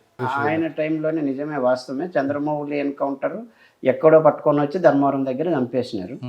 దాని గురించి మీకు డిస్కస్ చేశారు ఆయన? డిస్కస్ ఆయనతో నేను చేయలేదు. నేను ఎన్కౌంటర్ జరిగిన తర్వాత మాట్లాడారా మీరు ఆయనతో? మాట్లాడాను. ఎందుకంటే అది మాట్లాడాల్సినటువంటిది నాకు తెలిసినంత వరకు ఒక ఎస్పీనో ఇక్కడ దానికి ఒక సపరేట్ బ్యాచ్ ఉంటుంది మనకు. ఎన్కౌంటర్లో ఎట్లా జరుగుతాయి అనేటువంటి ఎన్కౌంటర్ ఎలా జరుగుతుందని కాదు, కానీ చంద్రమౌళి గారు ఎన్కౌంటర్ తర్వాత మీ ఇద్దరు మధ్యన ఏమైనా సంభాషణ జరిగిందా ఆ సబ్జెక్ట్ మీద? సంభాషణ జరిగింది. ఆ సంభాషణ పార్టీ బుక్ గురించి సంభాషణ జరిగింది, కానీ నా గురించి ఏమనుకుంటారని ఆయన అడగల. పుస్తకం ఎట్లా ఆయన ఒక ఆపేక్షను చూపించేవాడు, సిద్ధాంతాన్ని వ్యతిరేకించలే, సమర్థించలే, బ్యాలెన్స్గా ఉన్నాడు. మీరు ఇట్లా పోయినారు అనే కానీ మీరు చేసినంత కూడా ఆయన ఎప్పుడు నాతో డిస్కషన్ చేయలే. బుక్ గురించి, బుక్లో ఉన్నటువంటి గురించి చెప్పినాడు. తర్వాత నేను ఒక ఇక్కడ పీజీ స్టూడెంట్ ఏదో దానిపైన రీసెర్చ్ చేస్తూ ఉంటే ఫ్యాక్షన్ గురించి ఒక ఎస్పీ లెవెల్ ఐపీఎస్ అధికారి కావాలంటే, సార్ ఒక ఇంటర్వ్యూ కావాలా సార్ అని నేను అటు సీఎం రాజశేఖర్ సార్తో కలిసిన తర్వాత పోయి అడిగితే, ప్లీజ్ కమ్, ఒక 5 నిమిషాలు ఇస్తానని అర్ధగంట చెప్పినాడు. అప్పుడు చెప్పినాడు ఈ జిల్లాలో జరిగినటువంటి ఏమేమి చేయాల్సి వచ్చింది. ఆయన ఏం చేశారు జిల్లాలో? చెప్తాను మీరు మరి ఆయన చెప్పింటాడు అనుకో, నా పైన నమ్మకంతో నేనెందుకు చెప్తాను. అంటే ఫ్యాక్షన్ బాగా ఉన్న ఏరియాని ఆయన ఎలా కంట్రోల్ చేశారు? అంటే ఆయన చేసేది ప్రతిదీ చట్టపరంగా చేశాడు. ఆయన లైన్లోనే ఆయన చేసినాడు. అది నక్సల్ విజయంలో కావచ్చు, ఏ విషయంలోనన్నా కానీ ఆయన మనిషిగానే చూడబుద్ది అయితే. అంటే నేను నాకు సాధారణంగా ఎలాగుంటారండి ఆయన స్టీఫెన్ గారు? మంచి నేరస్తుల పట్ల ఎలాగుంటారు, సామాన్యుడి పట్ల ఎలా ప్రవర్తిస్తారు? అందరి పట్ల ఒకేలాగా ఉంటారా? అందరి పట్ల ఒకేలాగా ఉంటాడు, కానీ ఆయన చూపు వేరేగా ఉంటుంది కదండి చాలా. అంటే ఆయన అట్లా చూపు, పోలీస్ చూపు అనేది మనిషి చూపు. ఆయన మనిషి ఇబ్బంది పెడుతున్నాడంటే పోలీస్ రూపంలో నక్సలైట్ ఏమో అనుకోవచ్చు. ఎందుకంటే ఆయన నేను దగ్గర నుండి చూసిన, నేను అంతకుముందు నేను కలవకముందు చూసిన స్టీఫెన్ రవీందర్కి నేను కలిసిన తర్వాత ఆయన వరే మంచిదే కదా అనేటువంటిది. ఎందుకంటే ఒక అధికార పార్టీలో ఒకడు గుండాయిజం చేసేవాళ్ళు వీళ్ళందరినీ నక్సలైట్లు భయపడిచ్చేవాళ్ళము. నక్సలైట్లు పిలిపించి వార్నింగ్ ఇచ్చేవాళ్ళు. ఎస్పీ ఆఫీస్కి పిలిపించి బుర్తో కొట్టిన వాళ్ళు ఎవరు ఉన్నారు? ఏ ఎస్పీ ఉన్నారు? అట్లా ఒక సీఎంఏ చెప్పి ఇది పోయిన లేటా సరేలేని చెప్పి మళ్ళీ కొడతారా ఎవరైనా? అరే ఇట్లా అయ్యలేదనిపోయి మళ్ళీ సీఎం గారు మళ్ళీ ఆయన అనంతపూర్లో ఫ్యాక్షన్ కంట్రోల్ కావడానికి స్టీఫెన్ గారు మార్క్ ఉందంటారు. కంట్రోల్ కలవడానికి అది కూడా ఒక పాయింట్. ఎందుకంటే స్టిఫెన్ వస్తేనే అంతకన్నా ముందు వచ్చి ఈడ్చుకొచ్చిన వాళ్ళు అంతా చేసిన వాళ్ళు అంతా ఉండరు. కాకపోతే స్టిఫెన్ సార్ ఉన్నప్పుడు తగ్గడానికి వీళ్ళతో ఇబ్బంది అనుకోండొచ్చు. మళ్ళీ సాధారణంగా ఆయన టైంలో ఫ్యాక్షన్ చాలా మంది అనంతపురం వదిలి పారిపోయారు అన్నది వాస్తవం. 100%. దాంట్లో చేయాలన్నా కూడా దందాలు చేయాలన్నా కూడా పిలిచి వార్నింగ్లు ఇచ్చేవాళ్ళు, పేపర్లకు వచ్చేవాళ్ళు. అంటే ఇప్పుడు ప్రభుత్వం వస్తే ఇంక మేము ఏమన్నా చేయొచ్చు అనేటువంటి అవకాశం పూర్తిగా జిల్లాలో నేనున్నాను. అధికార పార్టీ అయినా సరే ఖచ్చితంగా చెప్పినాడు, మీరు జిల్లా అవుట్ సైడ్ ఏమన్నా చేసుకుని, నేను జిల్లాకి ఎస్పీ, నేనే బాస్, దట్స్ ఆల్. ఓపెన్గా చెప్పినాడు కూడా. అది నేనున్నాను చెప్పి ఏం జరగదు రాజారాం, ఇట్లాంటి డిస్కషన్ చేసినాడు. నేనున్నాను చెప్పి ఎవరి తోకలేట్ చేయట్లేదు. నువ్వు నక్సలైట్గా ఉండి ఏరే విధంగా ఉంటే నీకు ఈ సీట్ లేదు. నువ్వు ఇప్పుడు కూడా నా నక్సలైట్ల కేసులు నాది ఇట్లా అంటుండవు. మీరు నక్సలైట్లందరినీ 6 బస్సుల్లో తీసుకుపోయినా రాజశేఖర రెడ్డి. ఆయన పర్మిషన్తో ఆయనతో కలిసేసి మా దగ్గర. అంటే మీరు మారారు కాబట్టి మీకు ఆ సీట్ ఇచ్చారు. నేను మారాను అంటే మేము అట ఇప్పుడు హైదరాబాద్లోనూ ఇప్పుడు నయ్యం లాంటి వాళ్ళు ఇట్లా చేసుకొని ఈ రోజు కూడా చేయలేదు కదన్నా, మేము కూడా దందాలు ఆ టైప్ లో లేము. ఇప్పుడు ఏ రా అనే తన నుంచి కూర్చో. ఇప్పుడు నేను ఎస్పీ ఆఫీసులోకి మా వాళ్ళకి ఏమొచ్చినా పోతే నాకు ఒక స్థానం ఉండేది, కూర్చో అనేవాడు. ఎవరే కానీ రా అనేవాళ్ళు కాదు. నా పర్సనాలిటీ కాదు, నాది నా వ్యక్తిత్వాన్ని అంతే. ఈ వ్యక్తిత్వాన్ని చూసి ఓహో రాజారాం చేయలేప్ప అనేటువంటి స్థితికి వచ్చింది. ఈరోజు మేము ఇన్ని అప్పులు చేసుకోవడానికి కారణం ఏముంది? ఈరోజు రాజకీయాల్లో రాజశేఖర రెడ్డిని కలిసిన మాజీ నక్సలైట్ల కోసం. ఈరోజు మనకి ఏది ఆ రోజు నేను 6 బస్సులు తీసుకెళ్ళి మొత్తం అరాచ్మెంట్ ఏరియాలో లేకుండా ఒక కేసు లేకోకుండా విత్డ్రాలు పెట్టేసిన. రవి ఏం చేయాలో మనం అన్నాడు రాజశేఖర రెడ్డి. ఎట్లా ఈ కేసులు ఎట్లా పరిష్కరించారు? 350 మంది పోయినాం మేము ఆ రోజు. ఏ రవి ఎవరు? స్టిఫెన్ రవీంద్ర. ఆహా, ఆయన రాజశేఖర రెడ్డి పిలిచి ఫోటోలో ఉంది చూడి, పిలిచి అడిగినాడు. అంటే సార్ ఈ చిన్నవి అయితే విత్డ్రాలు పెట్టచ్చు సార్, 307, 300 ఇలాంటివి అయితే మనం ఫాస్ట్ ట్రాక్ కోర్టు ద్వారా త్వరగా అయితే పూర్తి చేయొచ్చు, మరి తొందరగా చేసేది వితిన్ మంత్స్లో అయిపోవాలనేటువంటిది స్పెషల్ టీంని పెట్టించి గ్రామాలకు వచ్చి ఎవరికి ఎన్ని కేసులు ఉన్నాయని నేను ఎస్పీ ఆఫీస్కి పోయి మొత్తం లిస్ట్ అంతా తీసేసి గతంలో నక్సలైట్ ఉద్యమంలో ఎవరికి ఎన్ని కేసులు ఉన్నాయని సీడీలు తీసుకొని గ్రామాల్లో పోయి వాళ్ళందరినీ పిలిపించి డిఎస్పీ స్థాయిలో ఉండే వాళ్ళని తోలుకొచ్చేసి ఒక టీంని ఏర్పాటు చేసి మేము కేసులన్నీ విత్డ్రాలు చేయించినాం. ఎక్కడే కానీ పోలీసులు అరాచ్మెంట్ చేయకూడదు. అంటే మీకు మిమ్మల్ని నమ్ముకొని మీకు సపోర్ట్ మద్దతు ఇచ్చిన అందరూ కూడా బయటపడేశారు కేసులు వచ్చి మొత్తం. ఇప్పుడు వాళ్ళందరూ భూముల కోసం పోరాటం చేస్తున్నారు. భూములు అంటే మేము సార్ అప్పుడు రాజశేఖర రెడ్డి మాకు పునరావాసం కల్పిస్తాను సార్, నేను ఏమన్నానంటే మేము రాజకీయాలు చెప్పినాం, మాకు వాళ్ళు అన్నం పెట్టినారు, మేము సరెండర్ అయినాం, మాకు రివార్డు ఉంది, భూమి ఉంది, హౌస్ సైట్ ఉంది, వీళ్ళు కేసులు తప్ప ఏం చేస్తారు, వీళ్ళు క్వశ్చన్ మాకు చేస్తున్నారు, మేము మీ క్వశ్చన్ చేస్తున్నాం అంటే అందుకు ధరణి ప్రారంభించారా? అందుకు ఆ రోజు వాళ్ళు కార్యకర్తలు మిలిటెంట్లు అడిగిన క్వశ్చన్ కోసం సరే మనం ఆడ ఉద్యమం చేయలేకపోయినాం, మన వ్యక్తిగత విషయాలు ఏదో ఆరోగ్యమా లేకపోతే బలహీనత ఏమన్నా ఉండొచ్చు, మన ఉద్యమంలో అయితే తప్పు, ఈ రోజుకి మేము తప్పు పెట్టు. ఈ రోజు ధైర్యంగా రాజారాం అనే పేరు ఇంత పబ్లిసిటీ ఉందంటే అది నక్సలైట్ ఉద్యమే 100%. నేను ఒక చేతులు ఎత్తి మొక్కాలంటే పీపుల్స్ వారే, నాకు ఏదైనా నమ్మకం ఉందంటే నక్సలైట్ ఉద్యమమే. ఈ ఉద్యమే నన్ను నిలబెట్టింది. ఈ రోజు మీరు వచ్చి ఇంటర్వ్యూ చేసిన నక్సలైటే, ఈ రోజు నేను ఏడున్నా కూడా నక్సలైటే. ఈ లైట్ లేకపోతే నేను ట్యూబ్ లైట్ బర్న్ అయిన లైటే కదా, బర్న్ అయిపోయిన లైట్ అయినా. ఈ వెలుగు అనేటువంటిది ఈ రోజు నేను ఒకవేళ బాగా ఆ ఉద్యమంలో ఆ ఉద్యమ ప్రభావంతో మన విలువలు మనము కాపాడుకుంటూ ఇన్ని కష్టాల్లో కూడా నిలబడుతున్నానంటే ఆ చైతన్యమే. చైతన్యమే కాదు, ఆ క్రమశిక్షణ కూడా ఉంది. క్రమశిక్షణ అంటే మనం ఏదన్నా ఒక చూపులో కానీ ఒక పనిలో కానీ చేసేటప్పుడు హెచ్చరిక ఏడొస్తుంది, ఈడొస్తుంది. అది ఎక్కడి నుంచి వస్తుంది? ఆ వేర్లే అక్కడ నేర్చుకుంది. ఎవరన్నా ఏదన్నా ఒక సొమ్ము ఆశించాలనుకున్నా కూడా మనం చెప్పింది ఏంది, మనం చేస్తుండేది ఏమనేటువంటి చురుకు మన మనసు మనకే వేస్తుంది. మనం మనం కష్టపడాలి, మనం తినాలా అనేటువంటిది ఉంటుంది. అలా సాధారణ పార్టీలో ఫస్ట్ నుంచి చెప్తారు దీర్ఘకాల యుద్ధం ఇది అని.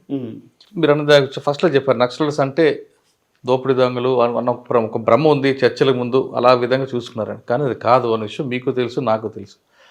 కానీ దీర్ఘకాల యుద్ధంలో సాధించేది ఏంటి, బుల్లెట్ ద్వారా సాధించేది ఏంటి, బ్యాలెట్ ద్వారా సాధించేది. చాలామంది ఏమంటారు బుల్లెట్ ఎందుకు, బ్యాలెట్ ద్వారా రండి, మీరు కూడా ప్రజల్లోకి రండి, పోటీ చేయండి, నేపాల్ తీసుకోవచ్చు, అన్నీ కూడా మనకు ఎగ్జాంపుల్ కనిపిస్తాయి.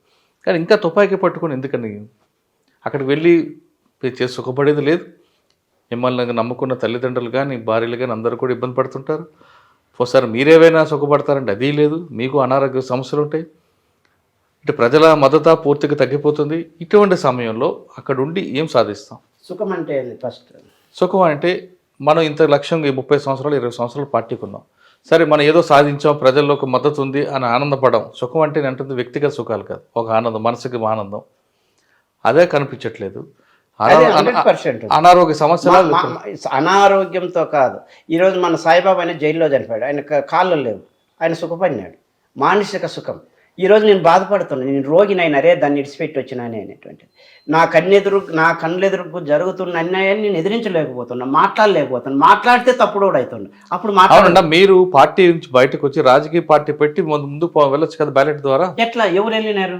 వెళ్ళొచ్చు కదా అంటున్నావు. ఎవరు వెళ్ళారు? ఇప్పుడు నువ్వు ప్రచండ ఏమైంది నేపాల్లో? ప్రచండ నిలబడిందా? అవును, నిలబడిందా? నిలబడలే.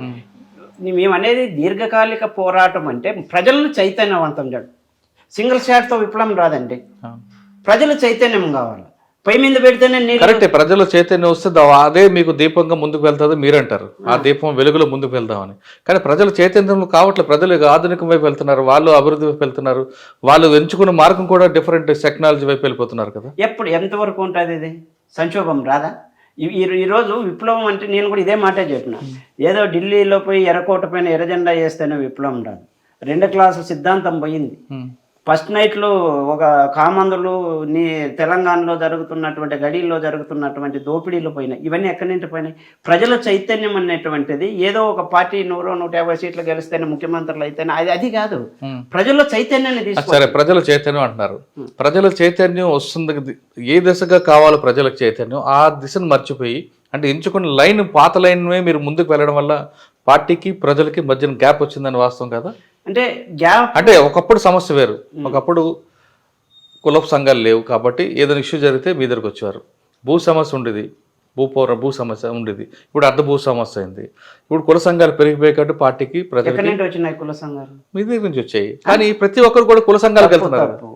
కుల సంఘము, దళిత సాహిత్యము, కుల సంఘము, పీపుల్స్ వార్, నక్సలైట్ ఉద్యమం, చుండూరు చూసుకో, కారం చేడు చూసుకో, బ్యాక్గ్రౌండ్ ఇస్ ద సాయుధ పోరాటం. ఈ చైతన్యం ఈరోజు మందకృష్ణమాది ఎక్కడి నుంచి వచ్చినాడు? విప్లవ విద్యార్థి సంఘం నుంచే కదా. ఎక్కడి నుంచి వచ్చినాడు? కుల సంఘాలు కానీ ఇవన్నిటికీ కులాలను ప్రోత్సహించినటువంటిది, కులాన్ని చైతన్యవంతం చేసింది. కులం అంటే అణిచివేత కులాలు, పీడిత ప్రజల పక్షాన నిలబడినటువంటిది ప్రజా ఉద్యమం. అంటే మీరు నమ్ముతున్నారు కానీ ప్రజలు మాత్రం కులం గురించి పట్టించుకోవట్లేదు. ప్రజలు కావాల్సింది ఇప్పుడు మౌలిక సదుపాయాలు, టైంకి కావాల్సిన భోజనం, అభివృద్ధి కావాలి. ఏ ప్రజలు ప్రజలంటే ఏ ప్రజలు? మీరు అన్నటువంటిది ఒకటైతే వాస్తవం, ప్రజలకు ఉద్యమానికి గ్యాప్ అనేటువంటి. ఆ గ్యాప్ కారణం ఏంటి అంటే మీరు ఎంచుకున్న లైన్ అనేది పాత లైన్ లో ఉన్నారు. కాదు, ఇప్పుడు ఒక సమస్య ఉంది. సమస్యకి ఇప్పుడు పరిష్కారం వెళ్తుంది పార్టీ. ప్రజల్లో చైతన్యం తీసుకురావడం తప్పనిసరి చేస్తుంది. ఈ రోజు ప్రజల్లో ఆ మాత్రం చైతన్యం వచ్చిందంటే పార్టీయే కారణం, అందులో ఎలాంటి డౌటే లేదు. కానీ ప్రజలకు ఇప్పుడు కొత్త సమస్యలు వస్తున్నాయి. ఆ సమస్యలను పక్కన పెట్టి ఎప్పుడుదో మన కాలం చెల్లిన ఆ సిద్ధాంతాలను ముందుగా తీసుకెళ్తే ప్రజలకు ఏం కావాలి అన్న? కాలం చెల్లిన సిద్ధాంతం అనేది నేను ఒప్పుకోను. ఎందుకంటే తల్లిపాలు అప్పుడు ఇవే, ఇప్పుడు తల్లిపాల సిద్ధాంతమే. నువ్వు అన్నటువంటి ప్రజలకు పార్టీకి గ్యాప్ అనేటువంటిది ఇంత ఉండేది, ఇంత అయింది. అది పార్టీ కాదు, రాజ్యం చేస్తున్నటువంటి గ్యాప్. ఓకే, రాజ్యము. ఇప్పుడు నేను ఒకటి చెప్తా, పార్టీ తీసుకున్నటువంటి లైన్లో ఇన్ని సంవత్సరాలు విప్లవం రాకపోవడానికి కొన్ని తప్పిదనాలు ఉండొచ్చు. సరైన టైంలో సరైన నిర్ణయాలు తీసుకుపోవడం వల్ల విప్లవం ఆలస్యం అయ్యే అవకాశాలు ఉన్నాయి. ఇదేదో లాంగ్ మార్చ్ మాదిరి చైనా పైర్న తరలో ఉన్నట్ల ఆ సిచ్యువేషన్స్ వేరు. ఇప్పుడున్న అర్ధవలస అర్ధభూస్వామి భావాజాలంలో బతుకుతున్న ఈ ప్రజలను చైతన్యం చేయడంలో మా ఆలోచన విధానంలో కొద్దిగా ఉండొచ్చు. ఎందుకంటే ఉదాహరణ చెప్తా, 91-92లో గ్రామరాజ్య కమిటీలు తెలంగాణలో అంత ఉద్రిక్తంగా మన వరంగల్ మాసాపు చూసినప్పుడు అప్పుడు పీజీఐ ఏర్పాటు చేసింది. అంటే 2000లో మహేష్ అన్న, శ్యామన్న వీరు చనిపోయే ముందు కన్నా ఆ 10 సంవత్సరాల ముందు చేసి నీ ప్రజా సైన్యాన్ని అప్పుడు డెవలప్ చేసి ఇంకో రకంగా ఉందని నేను భావిస్తాను. అంటే ప్రజలు అంటే మీరు ఎంచుకున్న లైన్ అప్పుడు కరెక్టే, దాన్ని మాడిఫికేషన్ చేయకుండా అదే పద్ధతిలో వెళ్తున్నారు. ఒకటి. రెండోది, మీరు కోరుకున్నది పార్టీ అంటే మీరు కాదు, పార్టీ కోరుకుంది బడుగు బలహీన వర్గాలు కానీ, ఆదివాసులు కానీ, పేద ప్రజలు ఎప్పుడు నిరంతరం అభివృద్ధి చెందాలి, వాళ్ళ హక్కులు కాపాడాలి, వాళ్ళ హక్కులు ప్రశ్నించాలనేది మీ వాళ్ళ రాజకీయ చైతన్యం తేవడం అనేది మీ ఉద్దేశం, అవునా? కానీ అదే ప్రజలు అభివృద్ధి కోరుకుంటున్నారు. అభివృద్ధిని కేవలం వాళ్ళు టెక్నాలజీని నమ్ముతున్నారు, మాకు ఎలాంటి అవసరం లేదనేది. మనం ఎటువైపు వెళ్తున్నాం అంటే ఇప్పుడు మీకు ఎగ్జాంపుల్ ఛత్తీస్గఢ్ తీసుకోండి. ఛత్తీస్గఢ్ ఉద్యమం నడుస్తుంది. అక్కడ పార్టీ దేనికి వస్తుంది? అక్కడ ఆదివాసీల అభివృద్ధి కోసం ఉంది. ఆదివాసీ అభివృద్ధి అంటే మౌలిక సదుపాయాలు కల్పించడం, వాళ్ళకి రోడ్లు వేయడం, వాటితో పాటు వాళ్ళ రాజకీయ చైతన్యం కల్పించడం. స్వతంత్రం వచ్చి ఎన్ని ఏళ్ళు అయింది? స్వతంత్రం వచ్చి ఎన్ని ఏళ్ళు అయింది? దాని గురించి మాట్లాడతాను. మీరు కూడా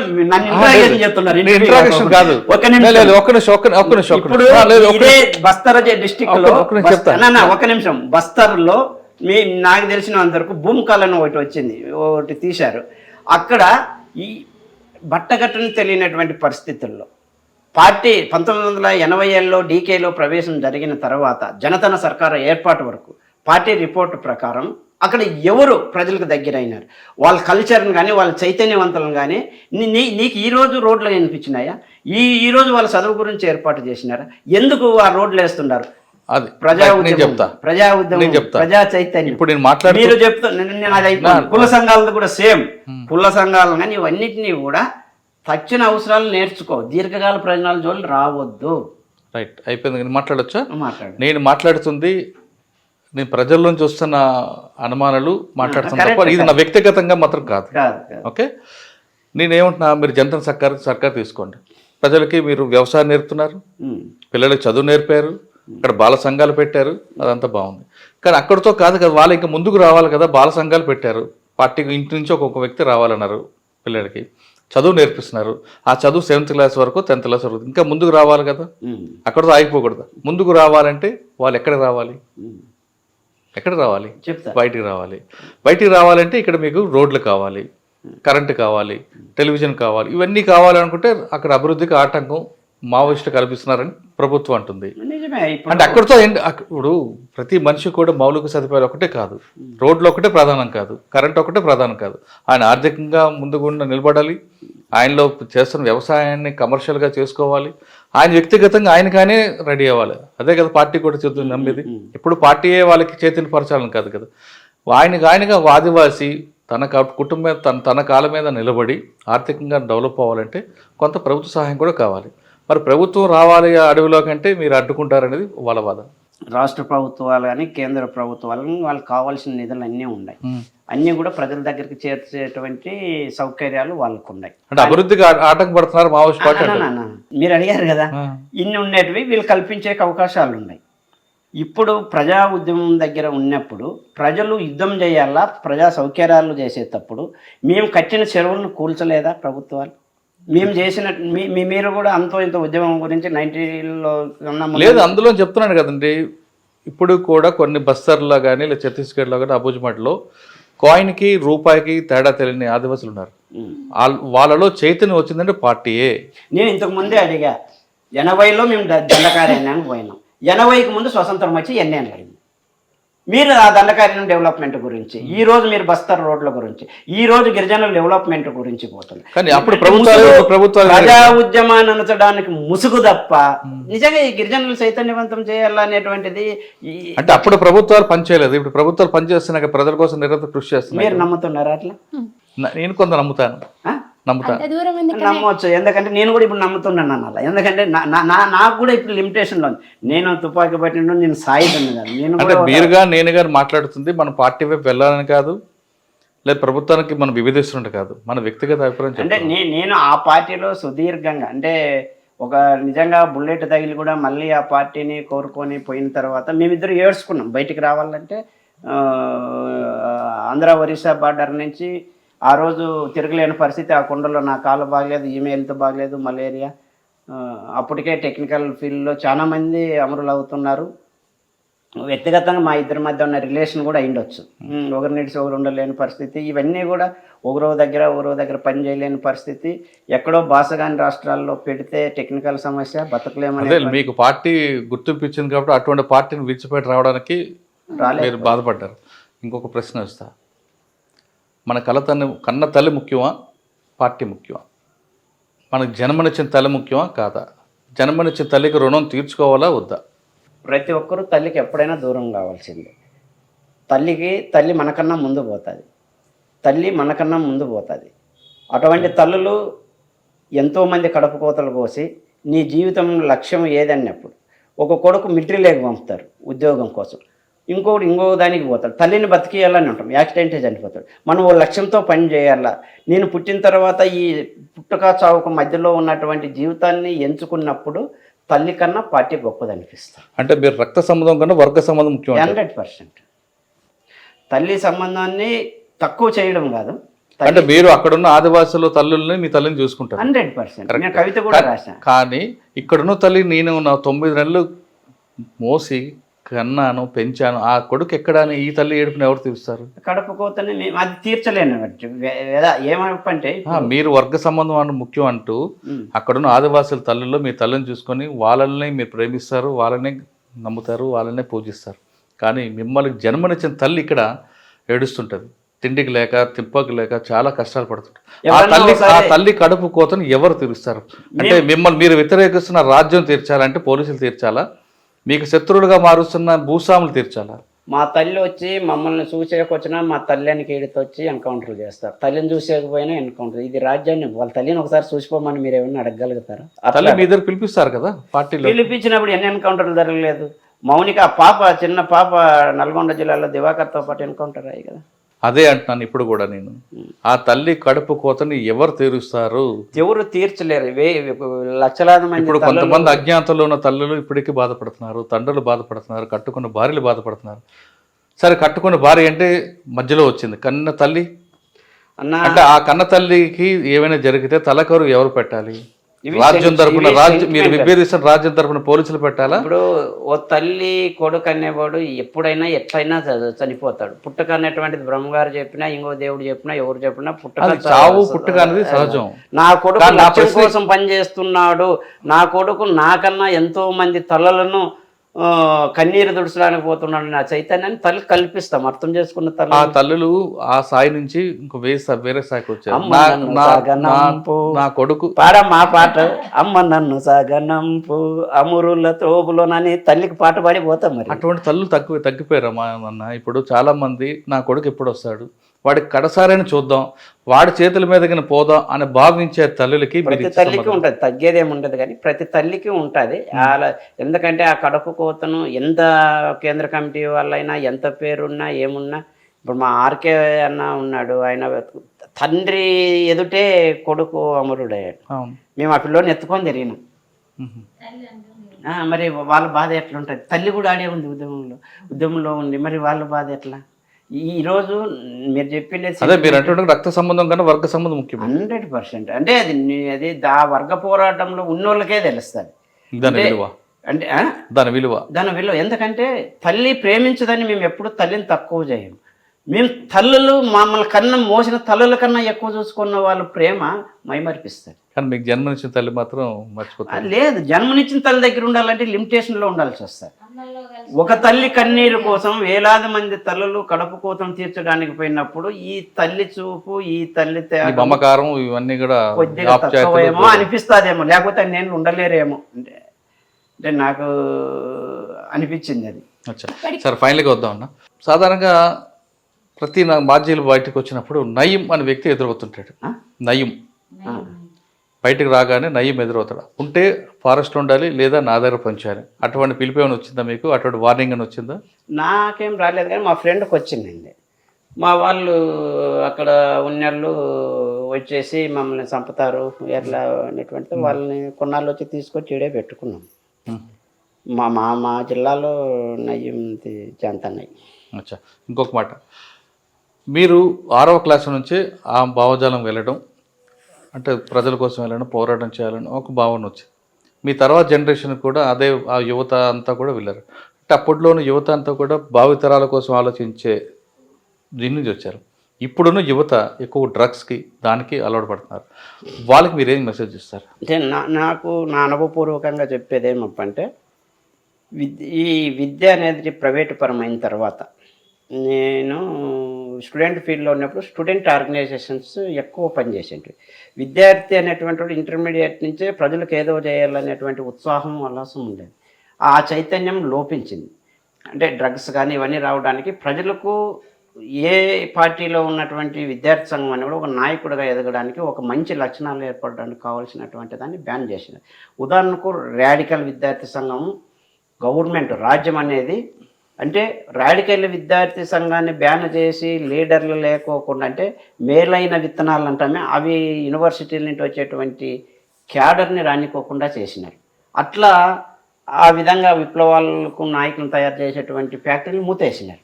అదేవిధంగా ఈ ప్రైవేటైజేషన్ వచ్చిన తర్వాత, ప్రైవేట్ స్కూల్లో వచ్చిన తర్వాత, ప్రైవేటు స్కూల్లో కావాల్సినటువంటి ఏ అవినీతి జరిగిన ప్రశ్న ఇది లేకోకుండా పోవడము, ఒక దేశం పట్ల కానీ మనుషుల పట్ల కానీ ఆలోచించేటువంటి ధోరణి కాదనేసి తన వ్యక్తిగత వ్యసనాలు ఇవన్నీ రావడం అనేది చాలా దుర్మార్గం. అంటే విద్యను ప్రైవేటీకరణ చేయడం వల్ల వచ్చిన అనర్థం ఏంటంటారు? విద్యని ప్రైవేటీకరణ చేయడం వల్ల వచ్చిన అనర్థం. ఓకే అక్క, మీరు చెప్పండి. చాలా మంది చిన్న చిన్న విషయాలకు ఆత్మహత్య చేసుకుంటారు, ముఖ్యంగా మహిళలు. వాళ్ళకి మీరు ఇచ్చే మెసేజ్ ఏంటి? మన జీవితం కంటే ఆ చిన్నది సమస్య గొప్పది కాదు, మన జీవితాన్ని చూసుకోవాలి. ప్రతిదీ చాలా ఆటుపోట్లు వస్తుంటాయి, ధైర్యంగా ఎదుర్కొంటూ పోవాలి. కానీ ఈ సమస్య వచ్చిందే ఇంకా నాకు ఇంకా లైఫ్ లేదని అనుకోకూడదు, అది దాటుకుంటూ పోవాలి. ముళ్ళు కుచ్చుకుంటుంది, ఆ ముళ్ళని తీసేయాలి అంతే. అది మనసుకైనా కావచ్చు, శరీరానికైనా కావచ్చు, ఏదైనా కావచ్చు. ముళ్ళు కుచ్చుకుంది కానీ కాలం తీయలేము, తప్పు, అది తీయకూడదు. దాన్ని వీలైనంత వైద్యం చేసుకోవాలి, ముందుకు పోవాలి. ఇప్పుడున్న యువత చెడు మార్గం పట్టడానికి ప్రధాన కారణం విద్యని ప్రైవేటీకరణ చేయడం అంటున్నారు రాజారాం గారు. ఒకప్పుడు దేశభక్తి, గురువుల పట్ల భక్తి, తల్లిదండ్రుల పట్ల భక్తి ఉండేది. ఇప్పుడు ఈ మూడు లేవు. ఇప్పుడు కేవలం విలాసాల వైపు ఎక్కువగా కనిపిస్తున్నారు. దానికి ప్రధాన కారణం ఎక్కువగా పాశ్చాత్య పోకడలు, ఈ విద్య ప్రైవేటీకరణ చేయడంలోనే జరుగుతుందంటూ రాజారాం గారు చెప్తున్నారు. ఇక మహిళలు చిన్న చిన్న విషయాలకే ఆత్మహత్య చేసుకోవడం కరెక్ట్ కాదంటున్నారు పద్మక్క. ఆమె చెప్తున్నట్లుగా ముళ్ళు కాళ్ళు గుచ్చుకున్నా మనసుకు గుచ్చుకున్నా ఒకటి, కానీ శరీరానికి ఇబ్బంది లేకూడదు, ఆ ముళ్ళు మాత్రమే తీయాలి.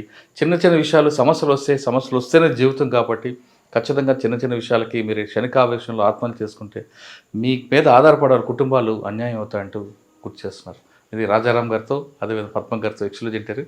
వచ్చే వారం మరో జంటతో మళ్ళీ కలుద్దాం. నమస్తే.